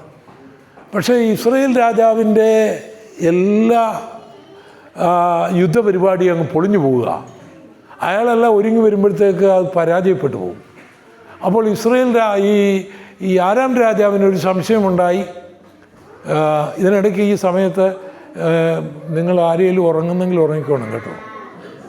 ഞാൻ തമാശ പറഞ്ഞല്ല. ഈ കഷ്ടപ്പെട്ട് ജോലിയെല്ലാം കഴിഞ്ഞ് വന്ന് ഞങ്ങളുടെ യോഗത്തിന് ഒരാളൊന്ന് ഉറങ്ങിയെങ്കിൽ അതും ഒരു അനുഗ്രഹമായിട്ട് കണക്കാക്കുന്ന ആളാണ്. ഞാനൊരു പ്രത്യേക ഉപദേശിയാണ്. അതുകൊണ്ട് കൂർക്കം വലിക്കാതിരുന്നാൽ മാത്രം മതി. അപ്പം പിന്നെ ഈ വചനം കേൾക്കണമെന്ന് ആഗ്രഹിച്ചാൽ ഇപ്പോൾ ധ്യാനിച്ചിരിക്കരുത്, കണ്ണ് തുറന്നിരിക്കണം. എനിക്ക് വലിയ നിർബന്ധമുണ്ട് ഈ പറയുന്ന കാര്യം നിങ്ങളെ ധ്യാനം. അപ്പോൾ എപ്പോഴും ദർശനം കാണുന്ന ഒരാളുണ്ടായിരുന്നു. എനിക്ക് ദർശനം വിശ്വാസമാണ്, പക്ഷേ ഇതൊരു ഫേക്കാണെന്ന് എനിക്ക് തോന്നി. അപ്പോൾ അദ്ദേഹത്തിന് ഒരു ക്ലാസ് എടുക്കാനായിട്ട് ഞാൻ ആഗ്രഹിച്ചു കേട്ടോ, ദേവദാസന്മാരെ. അപ്പം പുള്ളി നമ്മൾ പ്രസംഗിക്കുമ്പോഴും ഈ ധ്യാനത്തിലാണ്, ആത്മാവിലാണ്. അപ്പോൾ ഈ വചനമൊന്നും കേൾക്കുന്നില്ല. അപ്പം ഞാൻ അതുകൊണ്ട് ഇദ്ദേഹത്തിന് ഈ ദർശനത്തെക്കുറിച്ചൊരു ക്ലാസ് എടുക്കണമെന്ന് ആഗ്രഹമുണ്ടായി.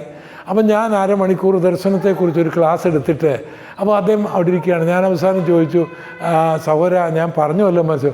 പുള്ളി പറഞ്ഞു, പാസ്റ്റർ ഞാനൊരു ദർശനം കണ്ടുകൊണ്ടിരിക്കുകയായിരുന്നു, അതുകൊണ്ട് പ്രസംഗം കേട്ടില്ലെന്ന് പറഞ്ഞു. അപ്പം നിങ്ങൾ എൻ്റെ മുഖത്ത് നിങ്ങൾക്ക് കണ്ണ് തുറന്നിരിക്കണേ. കണ്ണ് തുറന്നില്ലെങ്കിൽ നിങ്ങൾ ഉറങ്ങിപ്പോകാൻ സാധ്യതയുണ്ട്. എനിക്കങ്ങനെ ഉറക്കമുണ്ട്. എനിക്ക് കണ്ണടച്ചുകൊണ്ടിരുന്ന ഒരു പ്രായമാകുമ്പോഴും അങ്ങനെ ആകും കേട്ടോ. അതുകൊണ്ട് ഞാനിങ്ങനെ കണ്ണ് തുറന്ന് ഇങ്ങനെയൊക്കെ ഇരിക്കും. കണ്ണടച്ചിരുന്നാൽ വേറൊരു നിലയിലേക്ക് നമ്മുടെ ആ ബ്ലഡ് പ്രഷറും ഒക്കെ ആയിട്ട് ബന്ധപ്പെട്ടായിരിക്കാം. ഏതായാലും കണ്ണ് തുറന്നിരിക്കണം. അപ്പോൾ അവിടെ ഈ യുദ്ധം ഇങ്ങനെ നടക്കുമ്പോൾ വിജയിക്കാതിരിക്കുമ്പോൾ ഈ ആരാൻ രാജാവ് പറഞ്ഞു, നമ്മുടെ കൂടെ ആരോ സ്പൈ വർക്ക് ചെയ്യുന്നുണ്ട്, നമ്മുടെ കൂടെ നിന്ന് ആരോ ഈ കാര്യങ്ങളെല്ലാം ഇസ്രായേൽ രാജാവിനോട് അറിയിക്കുന്നുണ്ട് എന്ന് പറഞ്ഞപ്പോൾ ഒരാൾ പറഞ്ഞു, സാറേ അങ്ങനല്ല കാര്യം, ഇസ്രായേലിലൊരു പ്രവാചകനുണ്ട്, അങ്ങയുടെ മുറിക്കകത്ത് പള്ളിമത്തയിലിരുന്ന് ചിന്തിക്കുന്ന കാര്യം പുള്ളിക്ക് ദൈവം വെളിപ്പെടുത്തും. അങ്ങനൊരു പരിപാടിയുണ്ടോ? അവർ ഭയങ്കരമല്ലേ അല്ലേ? അങ്ങനെ ഉണ്ട്, ദൈവം വെളിപ്പെടുത്തും അത്. അപ്പോൾ ഇയാൾ എന്ത് ചെയ്യുമെന്നറിയാമോ? ആ ദൈവത്തെ ആരാധിക്കാമെന്ന് വിശ്വസിക്കാതെ ദോതാനിലാണെന്ന് എലീശ താമസിക്കുന്നത് ഒരു ശിഷ്യനുമുണ്ട്, പുള്ളിയുടെ പേര് ഗേഹസി എന്നാണ്. ഇവരെ പിടിച്ചുകൊണ്ട് വരാനായിട്ട് ഇയാൾ ശക്തിയുള്ള കുതിരകളെയും രഥങ്ങളെയും അയച്ചു. അന്ന് അതൊക്കെയല്ലേ ഉള്ളൂ. അപ്പോൾ അങ്ങനെ ഈ ദോതാൻ്റെ ഒരു കുന്നുംപുറത്ത് അദ്ദേഹം ഇങ്ങനെ അവിടെ എല്ലാം വന്ന് ഒരു രാജ്യത്തിലെ പടസൈന്യം നടന്നു. ആരെ കൊണ്ടുപോകാനായിട്ടാണ്? ഈ ആയുധങ്ങളൊന്നുമില്ലാത്ത ഈ പാവപ്പെട്ട ആ പ്രവാചകനെ കൊണ്ടുപോകാനായിട്ടാണ് ഇങ്ങനെ കറങ്ങി നിൽക്കുന്നത്. അവൻ രാവിലെ ഈ ഗേഹസി, ആരാണ് ഗേഹസി? എലീശയുടെ ശിഷ്യനാണ്. അയാൾ കയറി നോക്കിയപ്പോൾ കാണുമ്പോൾ ശത്രു സൈന്യത്തിൻ്റെ മുഴുവൻ പട്ടാളക്കാരിങ്ങനെ നിൽക്കുകയാണ്. ആ മനുഷ്യൻ വിറച്ചുകൊണ്ട് അയാൾ ഓടിച്ചെന്ന് തൻ്റെ ഗുരുവിനോട് പറഞ്ഞു, രക്ഷപ്പെടാൻ നോക്കിയല്ല, മുഴുവൻ വളഞ്ഞിരിക്കുകയാണ് പട്ടാൾക്ക്. ഇവനിങ്ങനെ ഈയൽ പോലെ ഇങ്ങനെ വിറയ്ക്കുകയാണ് അവനോട് നിന്നുകൊണ്ട്. പക്ഷെ പ്രവാചകന് ഒരു കുലുക്കവുമില്ല. നിങ്ങൾ പിന്നെ ഒന്ന് ഈ 6 അധ്യായം വായിക്കണം കേട്ടോ. പ്രവാചകന് ഒരു കുലുക്കവുമില്ല. പ്രവാചകൻ ദൈവത്തോടൊരു പ്രാർത്ഥന പ്രാർത്ഥിക്കുക. അപ്പം നിങ്ങൾക്ക് മനസ്സിലാകുന്ന ഭാഷ പറയാം, കർത്താവേ ഇവൻ്റെ ഈ വെണ്ണയ്ക്ക കണ്ണ് ഒന്നും കാണുന്നില്ലല്ലോ, ഇവൻ്റെ കണ്ണൊന്ന് തുറക്കണമേ എന്ന് പ്രാർത്ഥിച്ചു. അത് അകങ്കണ്ണാണ്. പുറം കണ്ണ് കണ്ടപ്പോൾ കണ്ടതാണ്. അവിടെ പട്ടാളക്കാർ നിൽക്കുന്നത്, രഥങ്ങളുമായി നിൽക്കുന്നത്, കുതിരകളുമായി നിൽക്കുന്നത്, ആയുധങ്ങളുമായി നിൽക്കുന്നത് കണ്ടതാണ്. ഇവരെ അറസ്റ്റ് ചെയ്യാൻ വന്നതാണെന്നും അറിയാം.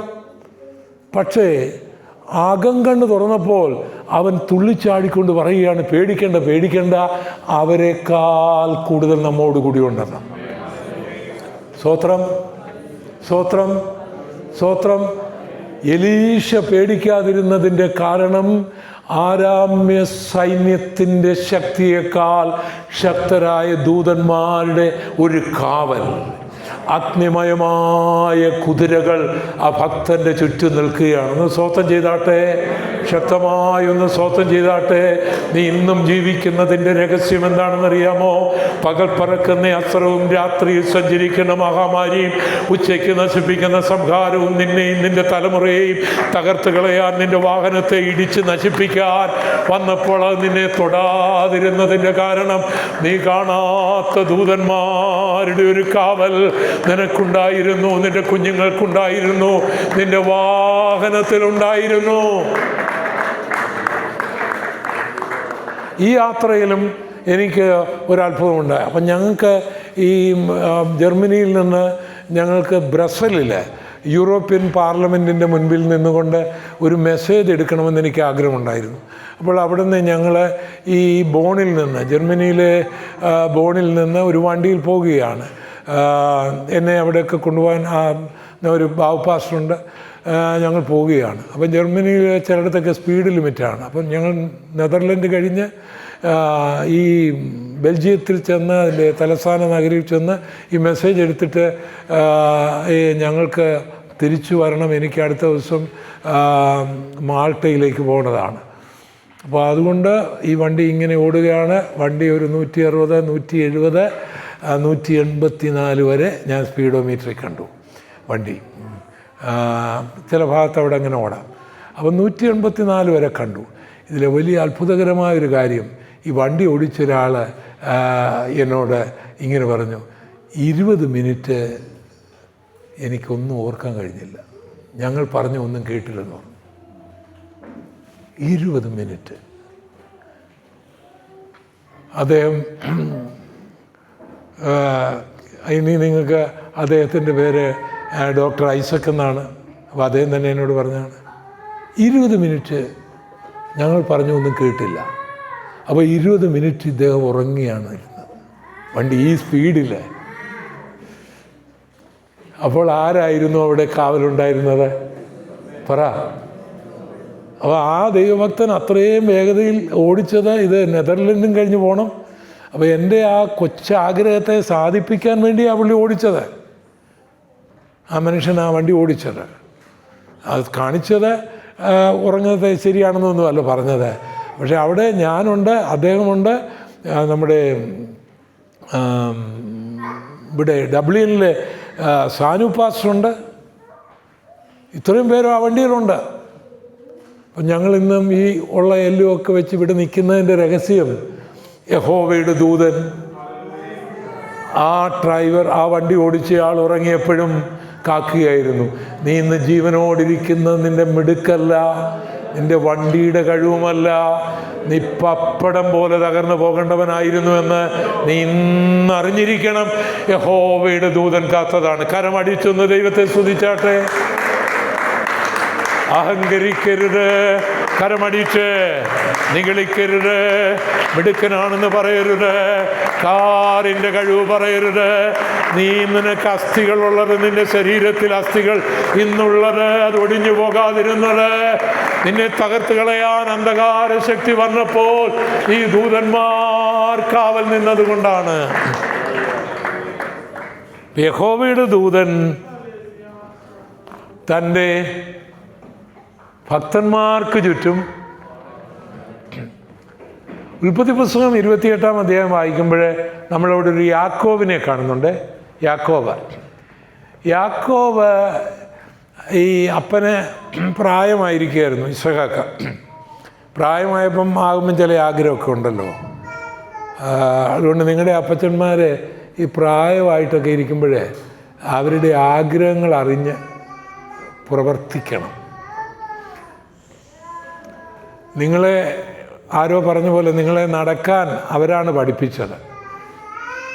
അവർ വീഴാതെ വണ്ണം അവർ നടത്താൻ ദൈവം ആരോഗ്യം നൽകിയതാണ്. നിങ്ങളെ സംസാരിക്കാനാണ് അവരാണ് പഠിപ്പിച്ചത്. നിങ്ങൾക്ക് വേണ്ടി അവർ ചെയ്ത സമയം നിങ്ങൾ ഇനി ഇപ്പം മുഴുവൻ ജോലി അങ്ങോട്ട് രാജിവെച്ച് 24 മണിക്കൂറും അവരെ ശുശ്രൂഷിച്ചാലും അവർ നിങ്ങൾക്ക് വേണ്ടി ചെയ്തതിൻ്റെ നന്മയുടെ 1000-ൽ 1 നിങ്ങൾക്ക് മടക്കി കൊടുക്കാനൊക്കെയാണ്. എന്നാൽ ഒന്ന് ഫോൺ പോലും വിളിക്കാത്തവരുണ്ടല്ലോ, ഒന്ന് ശ്രദ്ധിക്കാത്തവരുണ്ടല്ലോ. മരിച്ചു കഴിയുമ്പോഴത്തേക്ക് ഭയങ്കരം പെട്ടിയും പ്രമാണവും പിന്നെ ഭയങ്കരം കരച്ചിലുമായിട്ട് എത്ര കള്ള പുള്ളികളെ ഞങ്ങൾ കണ്ടിട്ടുണ്ട്. നിങ്ങളൊന്നും അങ്ങനെ ആകരുത്. ഒന്ന് സ്വതം ചെയ്താട്ടെ. അവർ ജീവിച്ചിരിക്കുമ്പോൾ അവരെ സ്നേഹിക്കണം. മരിച്ചു കഴിഞ്ഞിട്ട് കാണിക്കുന്നതിൽ അതൊക്കെ വെറും എന്താ പറയുന്നത്, അതിന് എനിക്ക് പറയാൻ വാക്കുകളില്ല. അതൊക്കെ മനുഷ്യരെ കാണിക്കാൻ വെറും സില്ലി ആൾക്കാർ ചെയ്യുന്ന കാര്യമാണത്. ജീവിച്ചിരിക്കുമ്പോൾ അവർക്ക് നല്ല വസ്ത്രം കേട്ടോ. അപ്പോൾ ഞങ്ങൾ കണ്ടിട്ടുണ്ട് പലരെയും. അവർ യൂറിൻ പാസ് ചെയ്തും ഒക്കെ കിടക്കുന്ന രംഗം ഞങ്ങൾ കണ്ടിട്ടുണ്ടെന്നേ. എന്നിട്ട് അവർ മരിച്ചു കഴിയുമ്പോഴത്തെ അവരെ അങ്ങോട്ട് ഒരുക്കുന്നതും ഞങ്ങൾ കണ്ടിട്ടുണ്ട്. ഇത് രണ്ടും ഞങ്ങൾ കണ്ടിട്ടുണ്ട്. ഞാൻ ഒരുത്തനോട് പറയേണ്ടി വന്നു, നീ അപ്പച്ചൻ്റെ ഈ മരണത്തിന് നീ വലിയ പാട്ടുകാരെ അവരെ ഒന്നും നീ വിളിക്കരുത്, കാരണം ഇവൻ അവരോട് കാണിച്ചെനിക്കറിയാം, നീ അത് ചെയ്യരുതെന്ന് ഞാൻ പറഞ്ഞു. ഞാൻ ദൂത് പറഞ്ഞുകൊണ്ടിരിക്കുകയാണ്, ഇത് വെറുതെ പറഞ്ഞുകൊണ്ടിരിക്കുകയല്ല. മാതാപിതാക്കളെ മറക്കരുത്. സ്വതം ചെയ്താട്ടെ. ജോലിയൊക്കെ ശരിയാണ്. വളരെ രസകരമായ കാര്യം ഞാൻ കണ്ടിട്ടുണ്ട്. മരണക്കിടക്കയിൽ കിടക്കുന്ന ഒരു ജോലി പോകുന്നവരച്ച് പോയത് എനിക്കറിയാം. അതിനേക്കാൾ രസകരമായ കാര്യം, പാസ്റ്ററെ അവധി ഇനി ഇല്ല എന്ന് പറഞ്ഞാൽ ആളങ്ങോട്ട് പോകുന്നില്ലെന്ന്. ഏതാ മനസ്സിലായില്ല. ഉടനെ മരിക്കുമെന്നും അടക്കം കഴിഞ്ഞ് പോകാമെന്ന് ഓർത്ത് വന്നതാ. പക്ഷെ ആളെ 1 മാസമായിട്ട് മരിച്ചില്ല. പറഞ്ഞിട്ടുണ്ട് ആഴ്ച ഇനി അവധിയില്ല പാസ്റ്ററെന്ന്. അപ്പം പിന്നെ നമ്മൾ ഇന്നെ പ്രാർത്ഥിക്കണം. മാതാപിതാക്കളെ മറക്കരുത്. സ്വതം ചെയ്താട്ടെ. ഒന്നുകൂടെ അവർക്ക് നമ്മുടെ രീതി ആയിരിക്കുകയില്ല. അവർക്ക് ഇഷ്ടമുള്ള ചിലക്ക് കാണും, ചിലർക്ക് ഇഷ്ടമില്ലായിരിക്കും. അത് മനസ്സിലാക്കി അങ്ങ് നിൽക്കണം. അത് നിങ്ങൾക്ക് വലിയ അനുഗ്രഹമായിരിക്കും. അത് നിങ്ങളുടെ മക്കളിലൂടെ സ്വർഗത്തിലെ ദൈവം നിങ്ങൾക്ക് തിരിച്ചു നൽകും.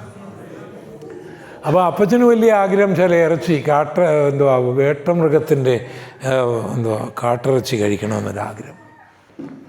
അങ്ങനെ അമ്മ മനസ്സിലാക്കി ഏശാവ് ഇതിന് പോയി, വേട്ടയ്ക്ക് പോയി. യാക്കോബ് ഇറച്ചിയൊക്കെ ഉണ്ടാക്കി അപ്പന് കൊടുത്ത് അനുഗ്രഹം മേടിച്ചു. അനുഗ്രഹം മേടിച്ചു കഴിഞ്ഞപ്പോൾ ചേട്ടൻ ഈ അനിയനെ കൊല്ലാൻ തീരുമാനിച്ചു. ഒരു അനുഗ്രഹത്തിൻ്റെ നോക്കി തെറ്റായ നിലയിലുള്ള എല്ലാ അനുഗ്രഹങ്ങളുടെയും കോൺസിക്വൻസ് ഭയങ്കരമാണ്. അനുഗ്രഹം മേടിക്കാം, പക്ഷേ അനുഗ്രഹം പ്രയോജനപ്പെടണം.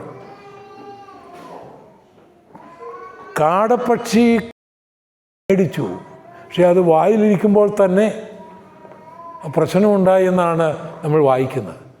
അനുഗ്രഹം മേടിക്കുക എന്നുള്ളതല്ല, അനുഗ്രഹം പ്രോപ്പറായിട്ട് മേടിക്കണം, സന്തോഷത്തോടെ മേടിക്കണം.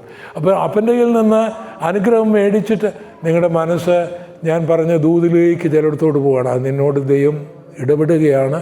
മാനസാന്തരപ്പെട്ടാൽ മതി, കർത്താവ് അനുഗ്രഹിച്ചുകൊണ്ടേയിരിക്കും. പല കാര്യങ്ങളും ചെയ്യുവാൻ കഴിഞ്ഞെന്നില്ലായിരിക്കും. അപ്പം ഞാൻ ഈ രണ്ടാമത് പറയുന്ന ദൂതല്ല, നാട്ടിൽ നിങ്ങളുടെ മനസ്സ് കറങ്ങിക്കൊണ്ടിരിക്കുകയാണ്. അങ്ങനെ തന്നെ നിന്നോട്ടെ. ഇതൊരു വേദനയായിട്ട് മാറണം. എന്നിട്ട് നിങ്ങളുടെ ഉത്തരവാദിത്തങ്ങൾ നിങ്ങൾ ചെയ്തുകൊണ്ടിരിക്കണം. അത് നിങ്ങൾക്ക് വലിയ അനുഗ്രഹം പിന്നീട് നൽകും. അത് നിങ്ങളോട് പറയാനാണ് ദൈവം എന്നെ ഇവിടെ നിന്ന് കൊണ്ടുവന്നിരിക്കുന്നത്. സ്വതം ചെയ്താട്ടെ. അപ്പോൾ ആ ചിന്ത വിടുക. അതെല്ലാം ദൈവം നിങ്ങളെ അനുഗ്രഹം ഇവിടേക്ക് വരിക. അപ്പോൾ ഇവന് അനുഗ്രഹം മേടിച്ച് പോവുകയാണ്. അപ്പോൾ അമ്മയ്ക്ക് മനസ്സിലായി ഈ അനുഗ്രഹം കിട്ടി, പക്ഷേ തൻ്റെ മകൻ നഷ്ടപ്പെടും, അവൻ കൊല്ലപ്പെടുമെന്ന് മനസ്സിലായി. കാരണം ഏശാവ് തീരുമാനിച്ചു കഴിഞ്ഞു, ഈ അനിയനെ കൊല്ലുക എന്ന് തീരുമാനിച്ചു കഴിഞ്ഞു. അപ്പോൾ ഒരു വീട്ടിൽ നടക്കുന്ന കാര്യമാണ്. നോക്കിയേ, അനുഗ്രഹം പ്രാപിച്ചെങ്കിലും ഇവർ കീരിയും പാമ്പും പോലെ ആയിപ്പോയി. ഒരേ വീട്ടിൽ കീരിയും പാമ്പും പോലെ ആയിപ്പോയി.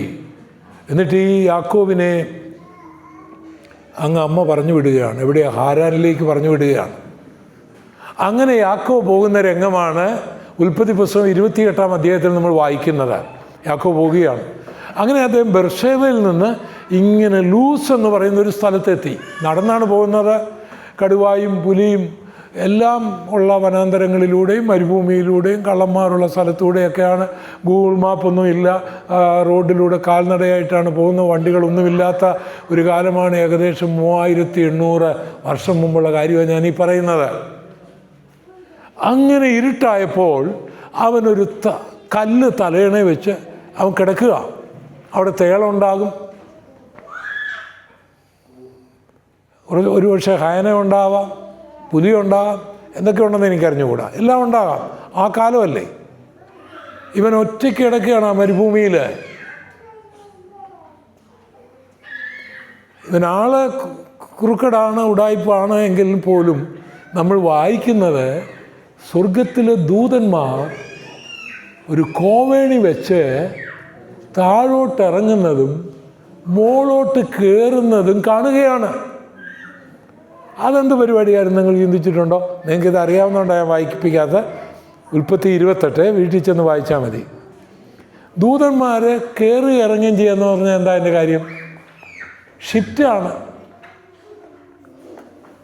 സ്വർഗത്തിൽ നിന്ന് ഒരു കൂട്ടം കിടക്കുക, ഇവൻ്റെ അടുത്ത് തേള് വരുന്നുണ്ടാകും, ഹയന വരുന്നുണ്ടാകും, പുലി വരുന്നുണ്ടാകും, അല്ലെങ്കിൽ കള്ളന്മാർ വരുന്നുണ്ടാകും ഇവനെ കൊല്ലാനായിട്ട്. പക്ഷേ അന്നേരം ഒരു കൂട്ടം ദൂതന്മാർ ഷിഫ്റ്റാണ്. ഒരു 8 മണിക്കൂറായിരിക്കും. നിങ്ങൾക്ക് ഷിഫ്റ്റ് എന്ന് പറഞ്ഞാൽ എളുപ്പം മനസ്സിലാകും. അവർ തിരിച്ചു പോകുമ്പോൾ അടുത്ത ഗ്രൂപ്പ് വരും. കാരണം ഇവനെക്കുറിച്ച് ദൈവത്തിനൊരു പദ്ധതിയുണ്ട്. ഇവൻ ആളുടായ്പാണെങ്കിലും ഇവനിലൂടെയാണ് ദൈവത്തിന് എല്ലാ പണിയും ഇനി ചെയ്യാനുള്ളത്. ഇസ്രായേലിനോടുള്ള ദൈവത്തിൻ്റെ വാഗ്ദത്തങ്ങൾ.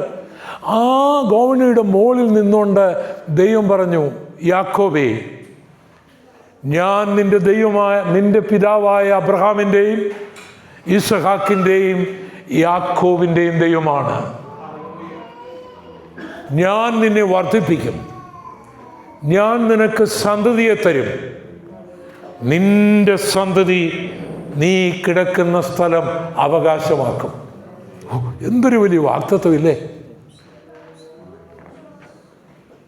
ഇവൻ ശരിയല്ലെങ്കിലും ഇവനോടുള്ള ദൈവത്തിൻ്റെ വാഗ്ദത്തം വലുതായതുകൊണ്ട് ദൈവം തൻ്റെ ദൂതനെ അയച്ചു കാക്കുകയാണ്. നമ്മളും പലരും ശരിയായതുകൊണ്ടല്ല, നമ്മളോടുള്ള ദൈവത്തിൻ്റെ വാഗ്ദത്തം നിറവേറേണ്ടതിനാണ് ദൈവം തൻ്റെ ദൂതന്മാരെ കൊണ്ട് കാവൽ ചെയ്ത് പല മേഖലകളിൽ നമ്മളെ വിടുവിച്ചത്. എന്നിട്ട് ഇയാൾ അങ്ങ് ലാബാൻ്റെ വീട്ടിൽ പോയി അവിടെ ആടുമേയ്ക്കും ഒക്കെ ആയി.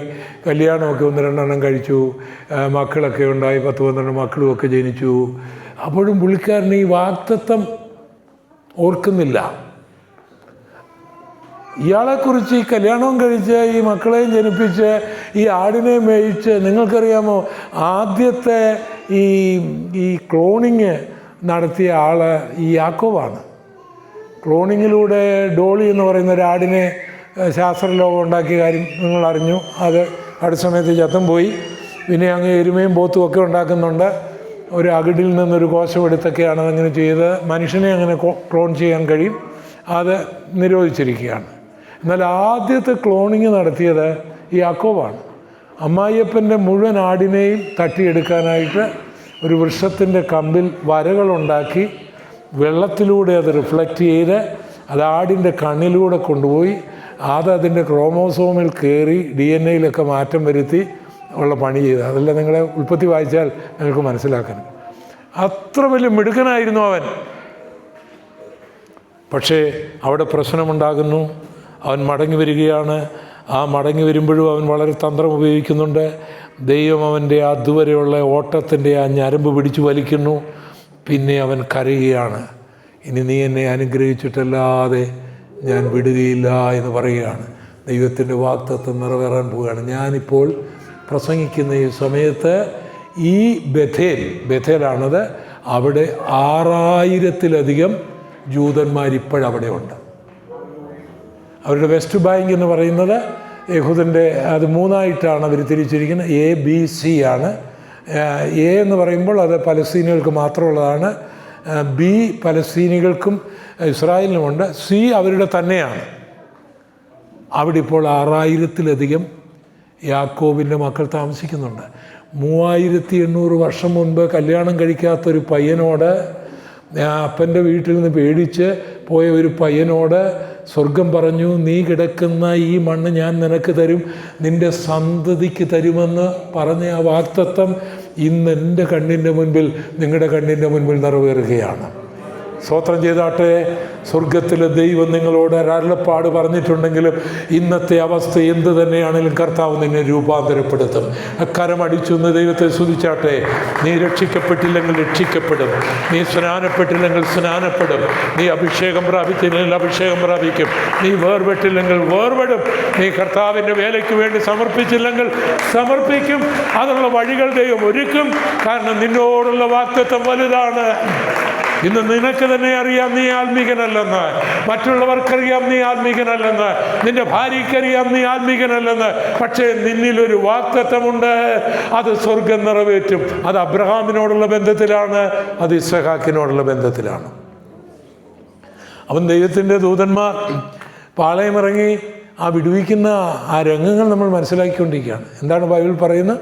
ദൈവം തൻ്റെ ഭക്തന്മാർക്ക് ചുറ്റും പാളയമിറങ്ങി അവരെ ആ വിടുവിക്കും.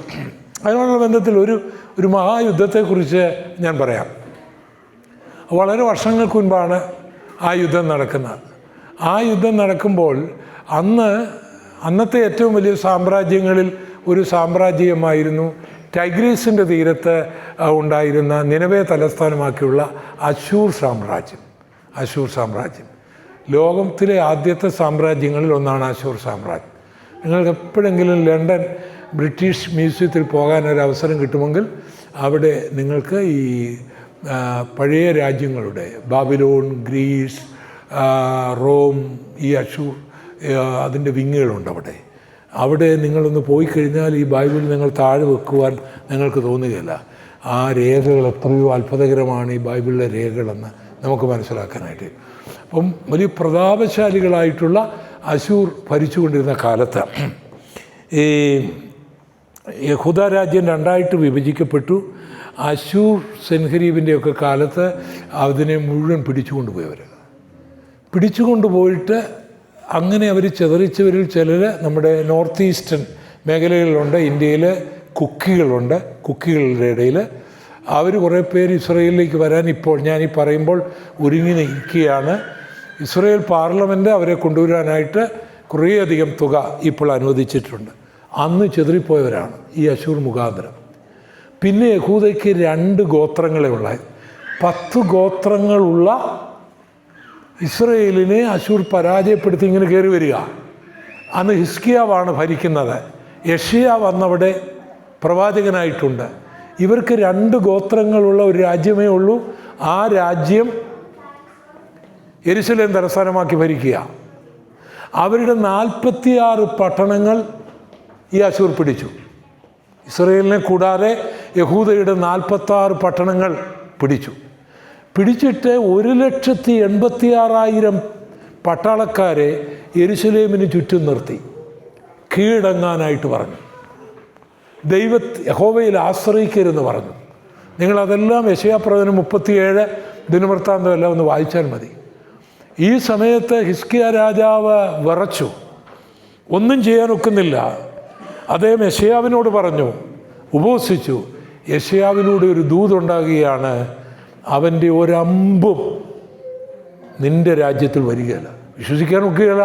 കണ്ണ് തുറന്ന് നോക്കിയാൽ 1,86,000 പേര് നിൽക്കുക അവിടെ. അശൂരിൻ്റെ സൈന്യം അവർ ലോകം മുഴുവൻ കീഴടക്കി വരികയാണ്. നിങ്ങൾക്കറിയാമോ, ഇവരിങ്ങനെ പ്രാർത്ഥിച്ചു കൊണ്ടിരിക്കുമ്പോൾ നിങ്ങൾ യെശയ്യാവ് 37 ഇന്ന് 36-37 വീട്ടിൽ ചെന്ന് വായിക്കണം. അങ്ങനെ പ്രാർത്ഥിച്ചുകൊണ്ടിരിക്കുമ്പോൾ ദൈവം ഒരൊറ്റ ദൂതനെ അയച്ചു അശൂർ പാളയത്തിലേക്ക്. ആ 1,86,000 പേരും വീണു. അശൂർ ചക്രവർത്തി നോക്കുമ്പോൾ തൻ്റെ പട്ടാളക്കാർ വീണ് കിടക്കുകയാണ്. അയാൾ ഭയന്ന് നിനവയിലേക്ക് പോയി അയാളുടെ ക്ഷേത്രത്തിൽ പ്രാർത്ഥിച്ചുകൊണ്ടിരിക്കുമ്പോൾ തൻ്റെ 2 മക്കൾ തന്നെ കൊന്നുകളഞ്ഞു. യഹോവയുടെ ദൂതൻ തൻ്റെ ഭക്തന്മാർക്ക് ചുറ്റും പാളയമിറങ്ങി അവരെ വിടുവിക്കുന്നു എന്നുള്ള വചനം എത്ര കൃത്യമാണെന്ന് സ്വന്തം ചെയ്തേ. ശക്തമായൊന്ന് ദൈവത്തെ ആരാധിച്ചാട്ടെ. ഞാൻ ആദ്യം പറഞ്ഞതുപോലെ നമ്മൾ ഇതുവരെയും കണ്ടിട്ടില്ലാത്തത് കാണാൻ ഭരണകർത്താക്കൾ, പ്രധാനമന്ത്രിമാർ, പ്രസിഡന്റന്മാർ തയ്യാറായാൽ ഇതുപോലുള്ള അത്ഭുതങ്ങൾ ഇന്നും നടക്കും. ഇനി നമ്മളോടുള്ള ബന്ധത്തിൽ ഈ ദൂതന്മാർ ഇടപെടുന്ന ഒരു 2 കാര്യം കൂടി പറഞ്ഞ് ഞാൻ നിർത്താമേ. അതിലൊരു വാക്യം ഇന്ന് നിങ്ങളെല്ലാവരും ഒന്ന് എടുത്തേനി. അത് യൂദായുടെ ലേഖനം. യൂദായുടെ ലേഖനം കഴിഞ്ഞാൽ വെളിപ്പാട് പുസ്തകമാണ്. അപ്പോൾ എളുപ്പമുണ്ട് നിങ്ങൾക്ക് എടുക്കാൻ. വെളിപ്പാട് പുസ്തകത്തിന് പുറകോട്ട് വന്നാൽ യൂദായുടെ ലേഖനമാണ്. അപ്പം എളുപ്പം ഉണ്ട്. എടുത്തേ, എല്ലാവരും ഒന്ന് എടുത്തേ മക്കളെ. Just before the book of revelation you can see that episode. എടുത്തോ പിള്ളേരെല്ലാം. ജൂഡ് ഒരധ്യായമേ ഉള്ളൂ, 24 വാക്യമേ ഉള്ളൂ. 24ആണോ 22ആണോ? എത്രയാ? 24. 25. അപ്പം നിങ്ങളാണ് കറക്റ്റ്. അതിലെ 9-ാം വാക്യം ഒന്ന് നോക്കിയേ. 9-ാം വാക്യം നോക്കിയോ?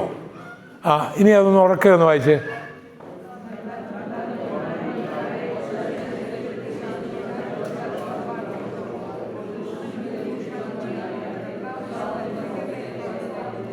അപ്പോൾ ഒന്നുകൂടെ ശക്തമായിട്ടൊന്ന് വായിച്ചേ, കുറച്ച്.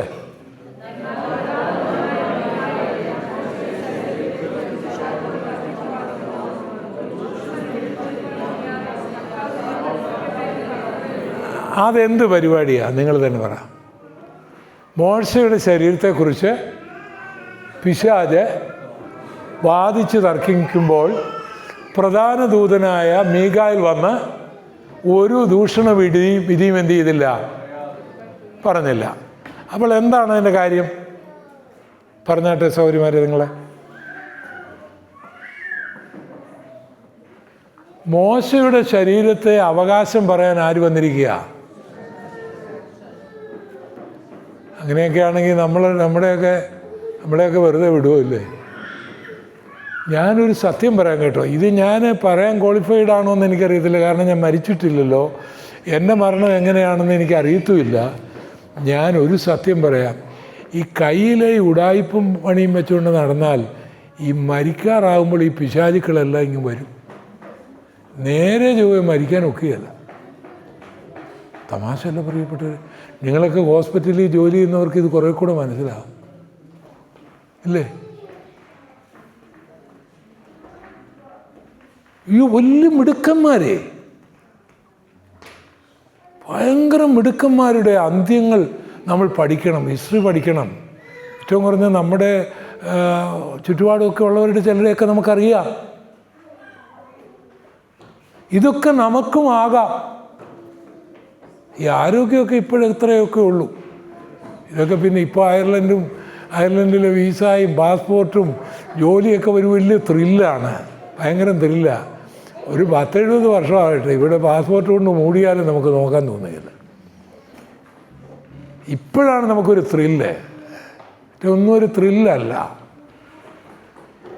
മരണം മനുഷ്യൻ വിതയ്ക്കുന്നത് കൊയ്യാതെ പോകാനൊക്കെയല്ല. അത് പഴുത്ത് കിടന്നാണ് പോകണമെങ്കിൽ, പൊട്ടിക്കിടന്നാണ് പോകണമെങ്കിൽ അതങ്ങനെ കിടക്കും. അത് മുഴുവൻ വിതച്ചിട്ടേ പോകത്തുള്ളൂ. അത് ഞാനാണെങ്കിലും നിങ്ങളാണെങ്കിലും. അതുകൊണ്ട് ദൈവത്തെ ഭയപ്പെടണം. സ്തോത്രം ചെയ്തേ. ദൈവത്തെ, യൗവനക്കാരാ, നിൻ്റെ യൗവനത്തിൽ നിൻ്റെ സൃഷ്ടാവിനെ ഓർത്തുകൊള്ളുക. കാരണം നമ്മുടെ സകല രഹസ്യങ്ങളും ദൈവം ഒരു നാളിൽ ന്യായവിധിക്കായിട്ട് കൊണ്ടുവരും. എനിക്ക് നിങ്ങളുടെ മുമ്പിൽ മാലാഖയെ പോലെ ആയിരിക്കാനും കഴിയും. എൻ്റെ പ്രസംഗത്തിലൂടെ മാത്രമല്ല നിങ്ങൾ എന്നെ മനസ്സിലാക്കുന്നുള്ളൂ. പക്ഷെ ഞാൻ ആരാണെന്ന് എൻ്റെ ദൈവത്തിനറിയാം. എൻ്റെ ജീവിതാന്ത്യത്തിൽ നിങ്ങളും മനസ്സിലാക്കും, എല്ലാവരും മനസ്സിലാക്കും. അതുകൊണ്ട് ഞാനും ഈ വചനം പറയുമ്പോൾ ഭയന്നാണ് നിൽക്കുന്നത്. കാരണം എൻ്റെ അവസ്ഥ എന്താണെന്ന് എനിക്കറിയത്തില്ലല്ലോ.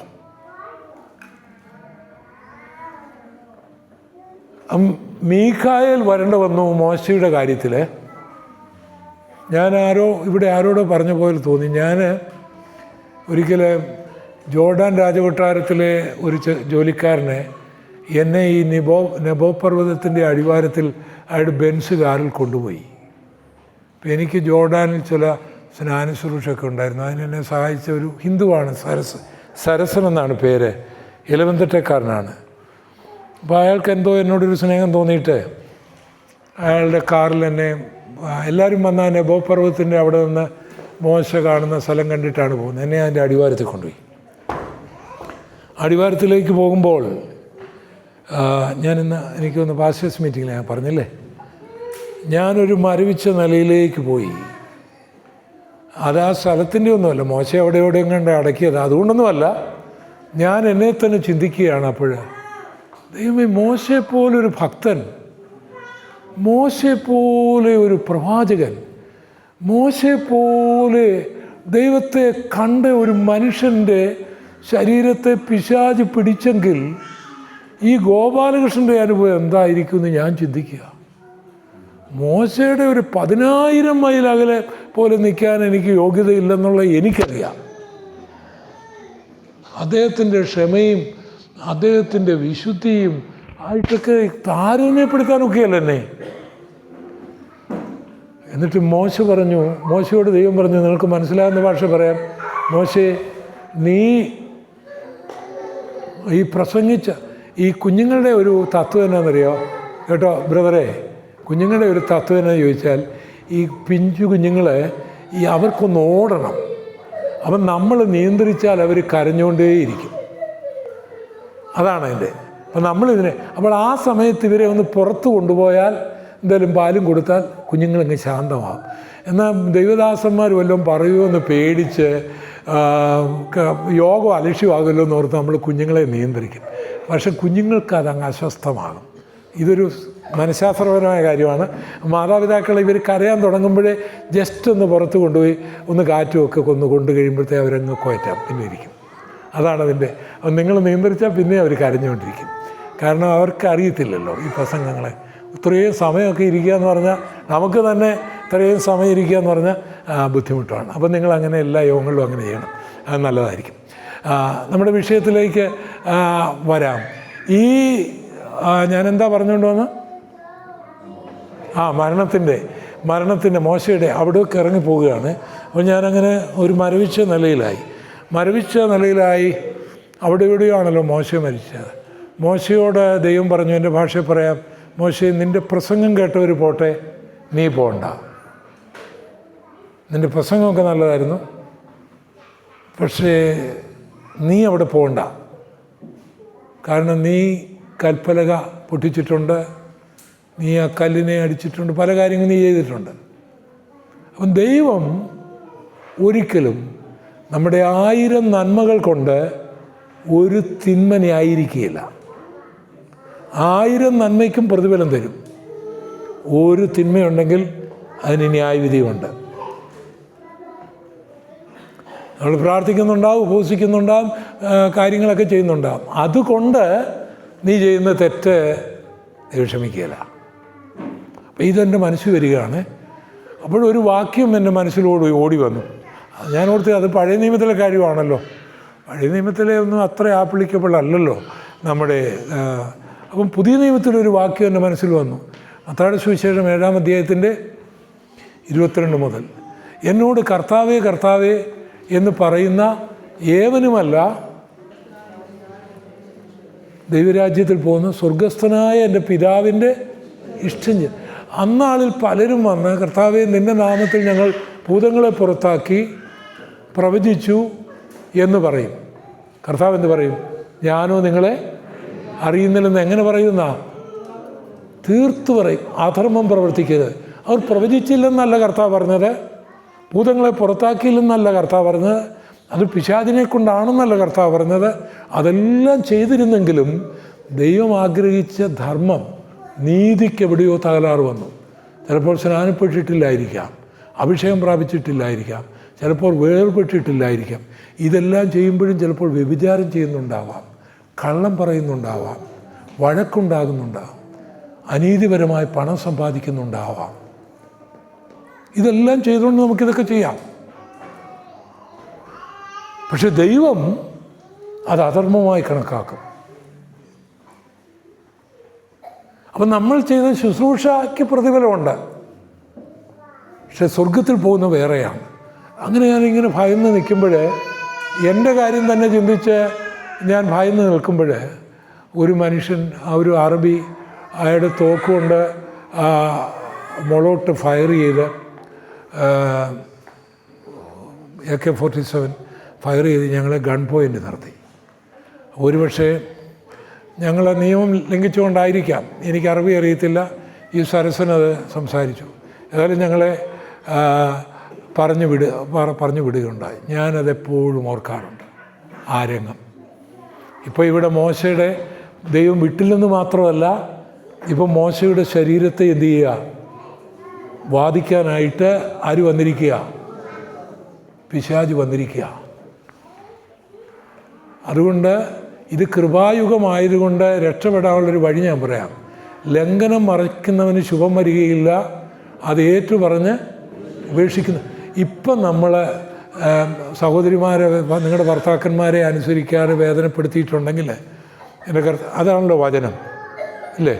വചനം കൊണ്ടാണ് നമ്മൾ ഭാര്യമാർ എന്ത് ചെയ്യണം, ഭർത്താക്കന്മാർക്ക് എന്ത് ചെയ്യണം? കീഴടങ്ങണമെന്ന് ആര് പറഞ്ഞു? ദൈവം പറഞ്ഞു. കൽപ്പനയെന്ന്, പാപമെന്ന് പറയുന്ന കൽപ്പന ലംഘിക്കുന്നതുകൊണ്ടാണ്. ഭർത്താക്കന്മാരെ ഭാര്യമാർ അനുസരിക്കേണ്ടത് കർത്താവ് കൽപ്പിച്ചതുകൊണ്ടാണ്, അല്ലെങ്കിൽ അതിൻ്റെ ആവശ്യമൊന്നുമില്ല. അപ്പോൾ ആ കൽപ്പന നമ്മൾ ലംഘിച്ചാൽ എന്തുണ്ടാകും? പാപമാണ്. അപ്പോൾ അപ്പോഴും നമുക്ക് പ്രാർത്ഥിക്കുകയൊക്കെ ചെയ്യാം. എൻ്റെ സഹോദരിമാരെ അടിക്കുന്ന, ഭർത്താക്കന്മാരെ അടിക്കുന്ന സഹോദരിമാർ വരെ ഉണ്ട്. പ്രാർത്ഥിക്കുന്നവരുടെ കൂട്ടത്തിലുള്ള കാര്യമാണ് പറയുന്നത്, മറ്റുള്ളവരുടെ കാര്യമല്ല. അപ്പോൾ ഇതൊക്കെ ഏറ്റുപറയണം. അതുപോലെ തന്നെ ആവശ്യമില്ലാതെ കള്ളത്തരത്തിൽ പണം ഉണ്ടാക്കുന്ന പരിപാടികളുണ്ട്. എവിടെല്ലാം പൈസ കിട്ടാമോ അവിടെല്ലാം ചെന്ന് മേടിക്കും, എന്നിട്ട് അതെല്ലാം ദൈവം തന്നതാണെന്ന് പറയും. അതെല്ലാം പിന്നീട് വലിയ അപകടമായി മാറും. അതുപോലെ തന്നെ ചതിക്കും ചിലർ, വഞ്ചിക്കും ചിലർ, പാര വെക്കും, നുണ പറയും. ഈ കൂട്ടത്തിൽ പ്രാർത്ഥിക്കുകയൊക്കെ ചെയ്യും. എന്നിട്ട് ചോദിക്കും, ദൈവം തന്നെ എൻ്റെ പ്രാർത്ഥന കേട്ടില്ലെന്നൊക്കെ ചോദിക്കും കേട്ടോ. പക്ഷെ ഓർത്തോണം, ഇതെല്ലാം നമ്മൾ ഒരു ദിവസം പിടിക്കും. നമ്മൾ എവിടെ? എൻ്റെ ചരക്കാണ് ഇവൻ്റെ കയ്യിൽ, താങ്ക് യു ബ്രദറെ, എൻ്റെ ചരക്കാണ് നിൻ്റെ കയ്യിലിരിക്കുന്നതെന്നും പറഞ്ഞ് ഈ പിശാച് വരും. അതുകൊണ്ട് നല്ലപോലെയൊക്കെ ഒന്ന് മരിക്കണമെന്ന് എനിക്ക് ആഗ്രഹമുണ്ട്. നിങ്ങൾക്കും ആഗ്രഹമുണ്ടെങ്കിൽ എന്നോടൊപ്പം ഒന്ന് കൈ ഉയർത്തിക്ക്. ഞാൻ മുമ്പേ പറഞ്ഞ പോലെ എൻ്റെ കാര്യം ഇനി നിങ്ങളെ അറിയത്തുള്ളൂ. അപ്പം ഇത് ഇപ്പോൾ റെക്കോർഡിങ് ചെയ്യുന്നുണ്ട്.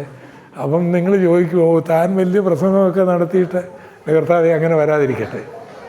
എന്നാൽ ഞാനൊരു ഫാക്റ്റ് പറയുകയാണ്, ഒരു സത്യം ഞാൻ തുറന്നു പറയുകയാണ്, മര്യാദയ്ക്ക് ജീവിക്കാനുള്ളൊരു വചനം പറയുകയാണ്. സാത്താൻ വന്നു, ഇല്ലേ? അപ്പോൾ അവിടെ ആര് വന്നു? മീഖായേൽ വന്നു. മീഖായേലാണ് പ്രധാന ദൂതൻ. ഈ ദൂതന്മാർക്ക് ചില റാങ്കുകളുണ്ട്. പ്രധാന ദൂതനായ മീഖായേൽ യുദ്ധവുമായി ബന്ധപ്പെട്ട ആളാണ് മീഖായേൽ. ഗബ്രിയേൽ ദൂതുമായിട്ട് ബന്ധപ്പെട്ട കാര്യമാണ്.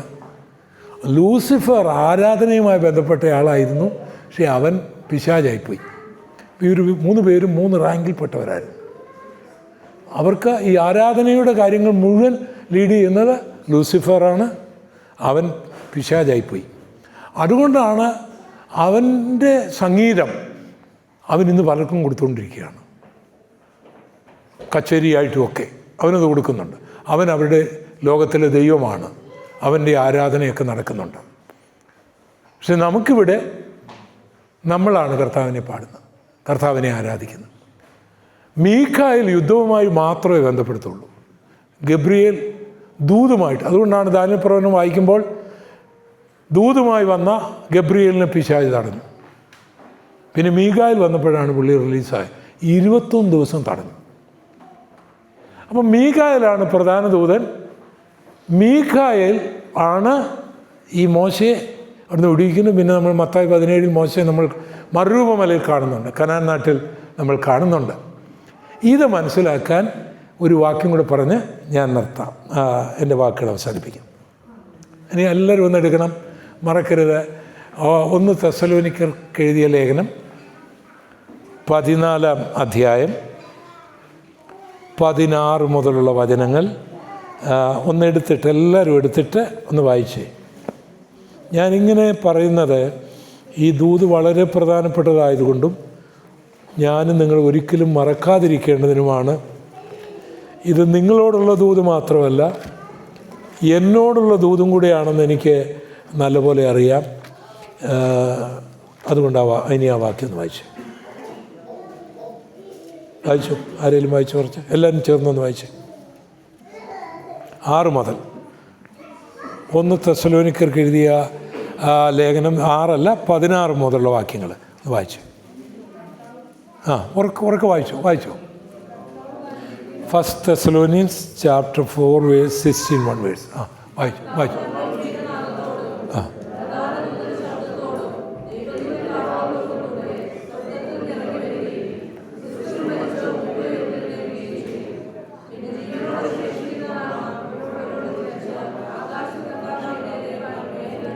മതി. ഇനി നിങ്ങൾക്ക് ബുദ്ധിമുട്ടില്ലെങ്കിൽ അടുത്ത ആളിൻ്റെ മുഖത്തേക്ക് നോക്കി ഒന്ന് ചിരിക്കാമോ? നിങ്ങൾക്ക് പ്രയാസമില്ലെങ്കിൽ ചിരിക്കാൻ വരാത്തവരെന്നെ ഒന്ന് നോക്കിയേ. ന്യൂ ജനറേഷൻ പാസ്റ്റേഴ്സൊക്കെ ഇങ്ങനെ പറയും, നിങ്ങൾ കേട്ടിട്ടില്ലേ? ഒന്ന് ചിരിച്ചിട്ട് ഇനി ഈ വാക്യം ഒരു പ്രസംഗം പോലെ അങ്ങ് അവരോട് പറയണം. അപ്പം നമ്മളെല്ലാവരും കൂടി അങ്ങ് പ്രസംഗിച്ചു. പത്രോസ് അങ്ങനല്ലേ 11 പേരോട് കൂടി ഇന്ന് പ്രസംഗിച്ചു. അപ്പോൾ എൻ്റെ കൺക്ലൂഷനാണ് പ്രസംഗത്തിൻ്റെ. അപ്പം നമ്മൾ ഒന്നിച്ച് കൺക്ലൂഡ് ചെയ്യുകയാണ്. അപ്പോൾ ഒന്നുറക്കെ പറയണം. അടുത്തയാളുടെ മുഖത്തോട്ട് നോക്കി നല്ല കാതിൽ ആ ക്ഷീണമെല്ലാം മാറത്തക്ക നിലയിൽ പറയണം ശബ്ദമേ. അവർക്ക് പറഞ്ഞു, കർത്താവ് താൻ, ഇത്രയേ ഉള്ളൂ ശബ്ദം, കർത്താവ് താൻ. എല്ലാവരുടെയും മുഖത്തോട്ട് നോക്കിയാണോ പറയുന്നത്? അതോ കർത്താവ് താൻ ഗംഭീരനാദത്തോടും പ്രധാന ദൂതൻ്റെ ശബ്ദത്തോടും ദൈവത്തിൻ്റെ കാഹളത്തോടും കൂടെ സ്വർഗത്തിൽ നിന്നിറങ്ങി വരികയും ക്രിസ്തുവിൽ മരിച്ചവർ മുൻപേ ഉയർത്തെഴുന്നേൽക്കുകയും ചെയ്യും. പിന്നെ ജീവനോട് ശേഷിക്കുന്ന നാം അവരോടൊരുമിച്ച് ആകാശത്തിൽ കർത്താവിനെ എതിരേൽപ്പാൻ മേഘങ്ങളിലെടുക്കപ്പെടും. പ്രിയപ്പെട്ടവരെ, ഇനി നടക്കേണ്ട ഏറ്റവും വലിയ സംഭവം നമ്മുടെ കർത്താവിൻ്റെ വരവാണ്. ബേത്ലഹേമിൽ ജനിച്ച് ഗോൽഗോത്തായിൽ മരിച്ച് അരിമത്യക്കാരനായ യോസഫിൻ്റെ കല്ലറയിൽ അടക്കപ്പെട്ട് 40-ാം നാൾ ഒലുമലയിൽ നിന്ന് സ്വർഗത്തിലേക്ക് പോയ നമ്മുടെ കർത്താവ് താമസിക്കാതെ വരും. വിശ്വസിക്കുന്നുണ്ടോ കർത്താവ് വരുമെന്ന്? എപ്പോൾ വരുമെന്ന് നമുക്കറിയത്തില്ല. ഏത് നിമിഷവും കർത്താവ് വരുമ്പോൾ എന്ത് സംഭവിക്കും? ക്രിസ്തുവിൽ മരിച്ചവർ ഉയർത്തെഴുന്നേൽക്കും. ഇവിടെ ഏതോ ഒരു സഹോദരി ആരോ മരിച്ച കാര്യം പറഞ്ഞല്ലോ. എൻ്റെ അമ്മ മരിച്ചു പോയി, നമ്മുടെ പല പ്രിയപ്പെട്ടവരും മരിച്ചു പോയിട്ടുണ്ട്. നമുക്കതിൽ ദുഃഖമുണ്ട്. പക്ഷേ യേശുവിൻ്റെ നാമത്തിൽ ഞാൻ പറയുന്നു, അവരെല്ലാം ക്രിസ്തുവിലാണ് മരിച്ചതെങ്കിൽ കർത്താവ് ഉയർപ്പിക്കും. കരമടിച്ചൊന്ന് സ്തോത്രം ചെയ്താട്ടെ, ശക്തമായൊന്ന് ദൈവത്തെ സ്തുതിച്ചാട്ടെ. പത്രോസ് ഉയർത്തെഴുന്നേൽക്കും, പൗലോസ് ഉയർത്തെഴുന്നേൽക്കും, യോഹന്നാൻ ഉയർത്തെഴുന്നേൽക്കും, നമ്മുടെ മാതാപിതാക്കൾ ഉയർത്തെഴുന്നേൽക്കും. ക്രിസ്തുവിൽ മരിച്ചവരെയെല്ലാം നമ്മുടെ കർത്താവ് ഉയർപ്പിക്കും. അവൻ ജീവനോടിരിക്കുന്ന നമ്മളെ എന്തു ചെയ്യും? കർത്താവ് രൂപാന്തരപ്പെടുത്തും. നമുക്കൊരു മരണമില്ലാത്ത ശരീരം കിട്ടും. എന്നിട്ട് യേശുവിനെ എതിരേൽപ്പാൻ നമ്മൾ മേഘങ്ങളിൽ എടുക്കപ്പെടും. ആ വാക്യം എന്താണ്? കർത്താവ് താൻ ഗംഭീരനാദത്തോടും പ്രധാന ദൂതൻ്റെ ശബ്ദത്തോടും ദൈവത്തിൻ്റെ കാഹളത്തോടും കൂടെ സ്വർഗത്തിൽ നിന്നിറങ്ങി വരികയും ക്രിസ്തുവിൽ മരിച്ചവർ മുൻപേ ഉയർത്തെഴുന്നേൽക്കുകയും ജീവനോട് ശേഷിക്കുന്ന നാം രൂപാന്തരപ്പെട്ട് യേശുവിനെ എതിരേൽപ്പാൻ മേഘങ്ങളിൽ എടുക്കപ്പെടും. അപ്പോൾ എന്തിനാണ് ഈ പ്രധാന ദൂതനെയും കൊണ്ട് കർത്താവ് വരുന്നത്? എന്തുകൊണ്ടാണ് നമ്മൾ മേഘങ്ങളിൽ എടുക്കപ്പെടുന്നത്? ഈ 2 ചോദ്യം ഞാൻ കൊട്ടാരക്കര നിങ്ങളോട് ചോദിച്ചില്ലേ? അപ്പോൾ നിങ്ങൾക്കതറിയാവുന്നതുകൊണ്ട് ഞാൻ ഇവരോട് പൊതുവെ ചോദിക്കും. എന്തുകൊണ്ട് യേശു ഭൂമിയിൽ വന്ന് നമ്മളെ അങ്ങ് കൊണ്ടുപോകുന്നില്ല? ആകാശത്തിൽ വന്ന് നിൽക്കുകയും നമ്മളെല്ലാം കൂടെ അങ്ങോട്ട് പോവുകയും ചെയ്യുന്ന പരിപാടി എന്താണ്? നമ്മളെ രക്ഷിക്കാൻ യേശു ബേത്ലഹേമിൽ വന്നായിരുന്നല്ലോ ഭൂമിയിൽ. ഇനി യേശു 1000 വർഷം ഭരിക്കാൻ വരുമ്പോഴും യേശു ഒലുമലയിൽ വരുമല്ലോ. തൻ്റെ കാന്തയെ ചേർക്കാൻ ഇങ്ങോട്ട് വരാതെ അവിടെ പോയി നിന്നിട്ട് വിളിക്കേണ്ട കാര്യം എന്നാ? നമ്മളോട് വല്ല പിണക്കം വല്ലതും ഉണ്ടോ? അമ്മായിപ്പനുമായിട്ട് അങ്ങനെ ഉണ്ടല്ലോ ചിലർ, ഭാര്യ വീട്ടുകാരുമായിട്ട് പിണക്കം ഉള്ള ചിലർ ആ വീടിനടുത്ത് വന്ന് നിൽക്കും ഭാര്യ ചെല്ലാനുണ്ട്. അങ്ങനെയല്ലേ? അങ്ങനെ വല്ല പ്രശ്നം നമ്മുടെ കർത്താവിനുണ്ടോ? അങ്ങനെയൊന്നും ഇല്ലല്ലോ. പിന്നെന്താണ് അങ്ങനെ? ഇനി 2, കർത്താവ് വരുമ്പോൾ ഈ മീഖായേലിനെ എന്താണ് കൂട്ടി വരുന്നത്? ഈ രണ്ട് ചോദ്യങ്ങളുടെയും മറുപടി കണ്ടെത്തിയാൽ നിങ്ങൾക്ക് ഞാൻ പറഞ്ഞ വിഷയം മനസ്സിലാക്കാൻ. എന്തുകൊണ്ട് കർത്താവ് ആകാശത്തിൽ വരുന്നു? എന്തുകൊണ്ട് കർത്താവ് ഈ മീഖായേലിനെയും കൊണ്ടുവരുന്നു? മറുപടി എളുപ്പം പറയാം. ഈ ആകാശം എന്ന് പറയുന്നത് ഒന്നാം സ്വർഗവും പിശാചിൻ്റെ സ്വർഗവുമാണ്. സ്വർഗം തന്നെ നമ്മൾ നോക്കുകയാണെങ്കിൽ, നിങ്ങൾ നോക്കിയ യോഹന്നാന്റെ സുവിശേഷം 3-ാം അധ്യായത്തിൻ്റെ 12-13 വാക്യം വായിച്ചാൽ അവിടെ യേശു പറയുന്നുണ്ട്, സ്വർഗത്തിൽ നിന്ന് ഇറങ്ങി വന്നവനായി സ്വർഗത്തിൽ കയറിയവനായ മനുഷ്യപുത്രനല്ലാതെ ആരും സ്വർഗത്തിൽ പോയിട്ടില്ല.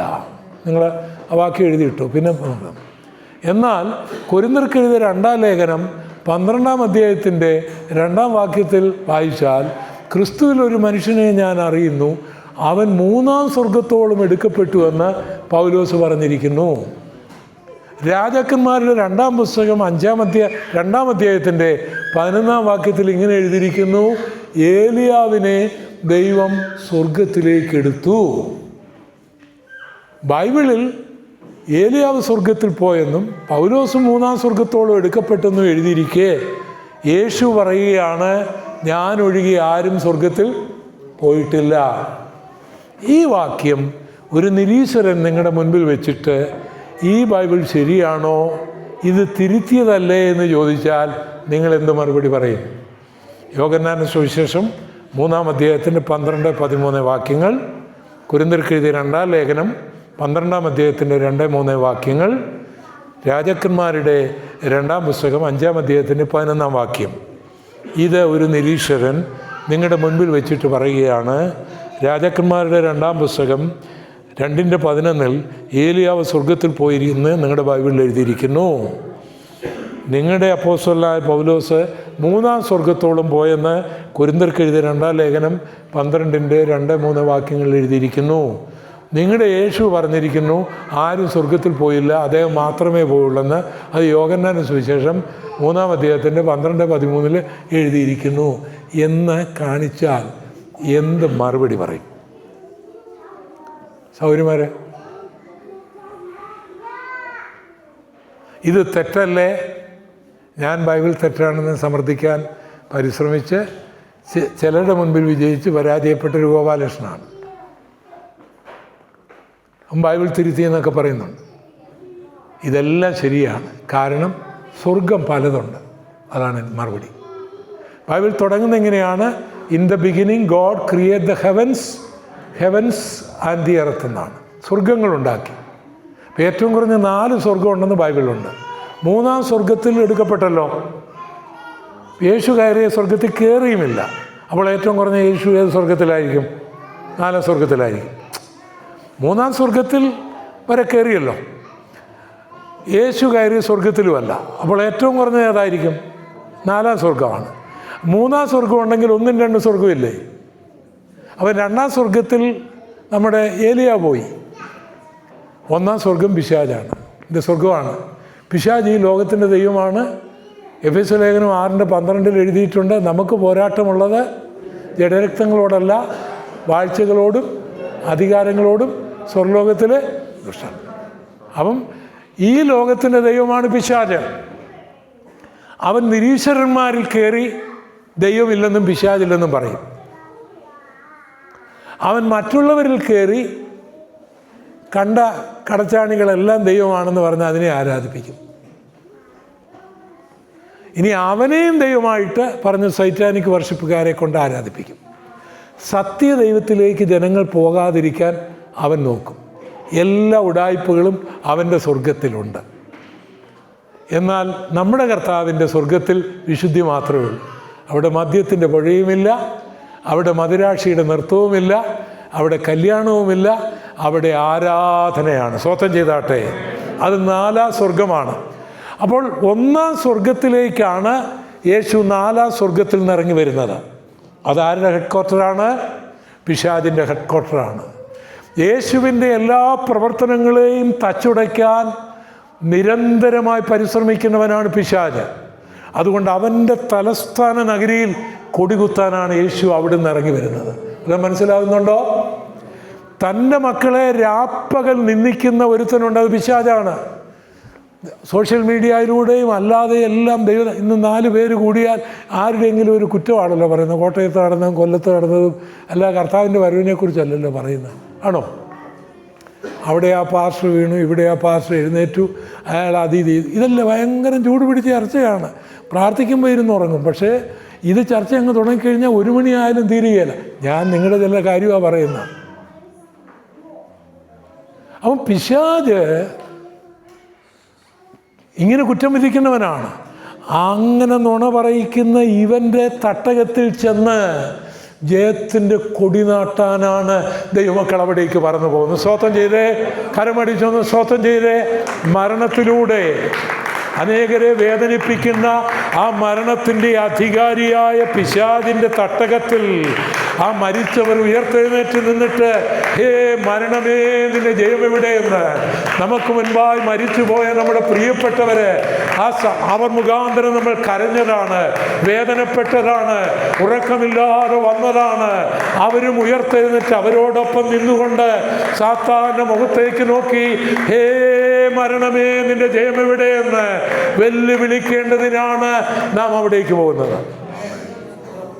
അവിടെ എന്താണ് മീഖായേലിൻ്റെ റോള്? അതിനാണ് ഞാൻ യൂദായുടെ ലേഖനം 9 വായിച്ചത്. മോശയുടെ ശരീരത്തെ അവൻ പിടിച്ചെങ്കിൽ എന്നെ വിടുവോ, നിങ്ങളെ വിടുവോ? നമ്മുടെ റെക്കോർഡെല്ലാം അവൻ നിരത്തി വെച്ച് കയറി പിടിക്കുകയല്ലേ? അവിടെ നടക്കുന്ന ഒരു സംഭവം ഞാൻ പറയാം. യേശുക്രിസ്തു നമ്മുടെ പാപവിമോചകനാണ്, ശാപവിമോചകനാണ്, നീതീകരിക്കുന്നവനാണ്, അഡ്വക്കറ്റാണ്, കാര്യസ്ഥനാണ്. ആ കാര്യസ്ഥൻ എന്ത് ചെയ്യുന്നു എന്ന് ഞാൻ പറയാം. ഒരാൾ ഏത് വലിയ പാപവും ചെയ്തോട്ടെ, അവൻ യേശുവിൻ്റെ ക്രൂശ് മരണത്തിൽ ആശ്രയിച്ച് ആ രക്തത്തിൽ ആശ്രയിച്ച് കഴിയുമ്പോൾ അവൻ്റെ പാപവും ശാപവും മോചിക്കപ്പെടും. എന്നാൽ സാത്താൻ ആ പഴയ കാര്യം പറഞ്ഞുകൊണ്ടിരിക്കും. കർത്താവ് ഒരു മഹാപുരോഹിതനായിട്ട് ഹാബേലിൻ്റെ രക്തത്തെക്കാളും ഗുണകരമായി സംസാരിക്കുന്ന പുണ്യാക രക്തം കൊണ്ട് തികവും വലുപ്പമുള്ള കൂടാരത്തിൽ നമുക്ക് വേണ്ടി രക്തം തളിക്കുകയാണ് അവിടെ. അതിൽ ഒരുവൻ ലംഘനം മറയ്ക്കാതെ അത് ഏറ്റുപറഞ്ഞ് ഉപേക്ഷിച്ച് ആ രക്തത്തിൽ ആശ്രയിച്ചാൽ അവിടെ അന്നേരം മോചനം ലഭിക്കും. ഇനി ആ രംഗം ഞാനൊന്നുകൂടെ പറയാം. നമ്മളവിടെ നിൽക്കുമ്പോൾ സാത്താൻ വന്ന് നമ്മുടെ പാപങ്ങളെല്ലാം എണ്ണി പറയും. ഇവൻ ഇന്നത് ചെയ്തിട്ടുണ്ട്, എൻ്റെ ആണെന്ന് പറയും. അപ്പോൾ യേശു ഒരു അഡ്വക്കറ്റായിട്ട് വന്നിട്ട് ഇങ്ങനെ പറയും, ഇവൻ ഇത് ചെയ്തതെല്ലാം ശരിയാണ് സാത്താനെ, പക്ഷേ അവൻ എൻ്റെ മരണത്തിൽ ആശ്രയിച്ചതുകൊണ്ടും അവൻ എൻ്റെ രക്തത്തിൽ ആശ്രയിച്ചതുകൊണ്ടും എൻ്റെ രക്തം അവൻ്റെ പാപം മോചിച്ചിരിക്കുന്നു, എൻ്റെ രക്തം അവനെ നീതീകരിച്ചിരിക്കുന്നു, എൻ്റെ രക്തം നിൻ്റെ അടിമത്തത്തിൽ നിന്ന് അവനെ വീണ്ടെടുത്തിരിക്കുന്നു, നിനക്കെന്നെ അവൻ്റെ മേൽ അവകാശമില്ലെന്ന് പറയുമ്പോൾ അവന് വാക്കുകളില്ല. അപ്പോൾ അവൻ അടുത്ത പരിപാടി ഇടും. അത് ശരിയാണ്, അവൻ രക്ഷിക്കപ്പെട്ടു, സ്നാനപ്പെട്ടു, അതെല്ലാം ശരിയാണ്. പക്ഷേ അവൻ രക്ഷിക്കപ്പെട്ടതിന് ശേഷം, അവൻ സ്നാനപ്പെട്ടതിന് ശേഷം അവൻ ഇന്ന തെറ്റ് ചെയ്തു. അവൻ ഭാര്യയെ തല്ലി, ഭർത്താവിൻ്റെ കൊങ്ങയ്ക്ക് കയറി പിടിച്ചു, അവൻ സഭയിൽ വഴക്കുണ്ടാക്കി, അവൻ പണം മോഷ്ടിച്ചു, ഇവൾ വ്യഭിചാരം ചെയ്തു. ഇതെല്ലാം എന്തെല്ലാം നമ്മൾ ചെയ്തിട്ടുണ്ടോ അതെല്ലാം അവനങ്ങോട്ട് നിരത്തി വെക്കുമ്പോൾ ഈ ലംഘനം ഏറ്റുപറഞ്ഞവർക്ക് എങ്ങനെയാണ് പാപം ക്ഷമിക്കുന്നത്? ഏത് പാപം ചെയ്താലും ഈ കൃപായുഗത്തിൽ പാപം ചെയ്താൽ നമുക്കൊരു ശിക്ഷയുണ്ടാകും, പക്ഷേ നരകം ഉണ്ടാകുകയില്ല. ഏറ്റുപറഞ്ഞാൽ ശിക്ഷയുണ്ടാകും, അതിന് ബാലശിക്ഷ എന്ന് പറയും. ഏറ്റുപറഞ്ഞാൽ സ്വർഗം കിട്ടും, പാപം ക്ഷമിക്കപ്പെടും. അതിനാണ് കർത്താവ് മഹാപുരോഹിതനായിട്ട് ഇവിടെ ശുശ്രൂഷിക്കുന്നത് ഇപ്പോഴ്. അപ്പോൾ ഒരു വ്യക്തി പറയുകയാണ്, കർത്താവെ ഒരു തെറ്റ് ചെയ്തു, അല്ലെങ്കിൽ ഒരു പാപം ചെയ്തു, ഒരു തെറ്റ് ചെയ്തു. ഞാൻ ഉദാഹരണമായിട്ട് ഞങ്ങളുടെ ഒരു റേഷൻ കടയിൽ ഒരു പേനയ്ക്ക് വേണ്ടി മോഷ്ടിച്ചിട്ടുണ്ട് 3.5 രൂപയ്ക്ക് വേണ്ടി, ഒരു കത്തോലിക്കൻ്റെ. ഞാൻ അയാളോട് ചെന്ന് അത് കൊടുക്കാനായിട്ട് തയ്യാറായി, പറഞ്ഞു. എൻ്റെ പാപം ഇനി ദൈവം ഓർക്കുകയില്ല. അവിടെ എൻ്റെ ഭാര്യയോടും മക്കളോടും ഞാൻ ക്ഷമ ചോദിച്ചിട്ടുണ്ട്, കോപിച്ച് ചിലപ്പോൾ പറഞ്ഞിട്ട് ചോദിച്ചിട്ടുണ്ട്, മക്കളോട് ചോദിച്ചിട്ടുണ്ട്. ലംഘനം മറച്ചു വെക്കാതെ പറഞ്ഞാൽ അടി കിട്ടും, ഒരു ബാലശിക്ഷയുള്ളൂ, നരകം കിട്ടുകയില്ല, ഏറ്റു പറഞ്ഞാൽ ക്ഷമിക്കപ്പെടും. അപ്പോൾ പറയും ഇവൾ ഇത് ചെയ്തതാണ്, ഇവനിത് ചെയ്തതാണ്. പക്ഷേ അവൻ വചനപ്രകാരം അത് ക്രമീകരിച്ചു. എൻ്റെ മഹാപൗരോഹിത്യ ശുശ്രൂഷയിൽ അവൻ വിശ്വസിച്ചു. അവന് വേണ്ടി ഞാൻ തികവും വലുപ്പമുള്ള കൂടാരത്തിൽ പ്രാശ്ചിത്യം ചെയ്തുകൊണ്ട് നിനക്ക് അവകാശമില്ലെന്ന് പറയുമ്പോൾ സാത്താന് മിണ്ടാനൊക്കെയല്ല. അത് കുറെ കൂടെ മനസ്സിലാക്കാൻ ഇങ്ങനെ പറയാം. മാർട്ടിൻ ലൂതറിൻ്റെ മുൻപിൽ സാത്താൻ വന്നു സ്വപ്നത്തിൽ. എന്നിട്ട് മാർട്ടിൻ ലൂതറിനോട് പറഞ്ഞു, നീ ഇത്രയും പാപങ്ങൾ ചെയ്തിട്ടുണ്ട്. നമ്പറിട്ട് പറഞ്ഞു 1, 2, 3. മാർട്ടിൻ ലൂതർ പോലും അത്ഭുതപ്പെട്ടു പോയി. കാരണം എത്ര ഓർമ്മയാണ് പിശാചിന്. കറക്റ്റാണ്, ഒരു കള്ളവുമല്ല, കറക്റ്റാണ്. ഇത്രയും പാപം ചെയ്ത് നീ സ്വർഗത്തിൽ പോകുമെന്ന് ചോദിച്ചു. മാർട്ടിൻ ലൂതർ പറഞ്ഞു, നീ പറഞ്ഞ സത്യമാണ്, ഇത്രയും പാപം ഞാൻ ചെയ്തിട്ടുണ്ട്. പക്ഷേ അതിൻ്റെ താഴെ നീ ഇങ്ങനെ എഴുതണം, യേശു കർത്താവിൻ്റെ രക്തം സകല പാപവും പോക്കി മോചിക്കുന്നു എന്നും കൂടെ നീ എഴുതണമെന്ന് പറയുകയും സാത്താൻ സ്ഥലം വിടുകയാണ് ഉണ്ടായത്.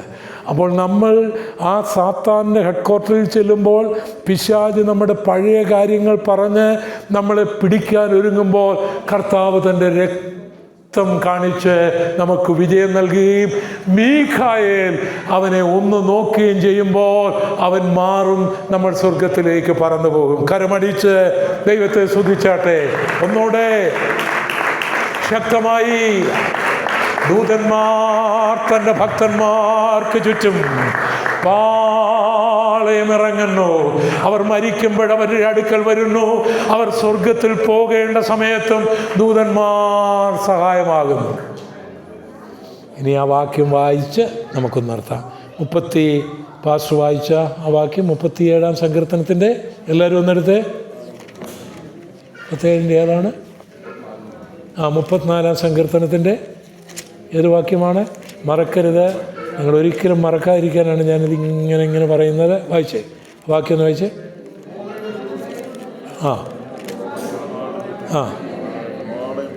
അവരെ വിടുവിക്കുന്നു ഇല്ലേ? ഞാൻ ഇയ്യോബിൻ്റെ പുസ്തകത്തിലാണ് ഇപ്പോഴും നിൽക്കുന്നത്. 34-ൻ്റെ 34-6. അപ്പോൾ അടുത്ത ആളിൻ്റെ മുഖത്തോട്ടൊന്ന് നോക്കിക്കേ. ഈ വാക്യം ഒന്ന് ഉറക്കെ പറയണേ, ശബ്ദമുയർത്തി, കാതിൻ്റെ ഇയർ ഡ്രമ്മിൽ അത് പ്രതിധ്വനിക്കണേ. അടുത്തയാളിനെ പറഞ്ഞോ. ഞാൻ പറഞ്ഞുതരാം. യഹോവയുടെ ദൂതൻ അവൻ്റെ ഭക്തന്മാരുടെ ചുറ്റും പാളയമിറങ്ങി അവരെ വിടുവിക്കുന്നു.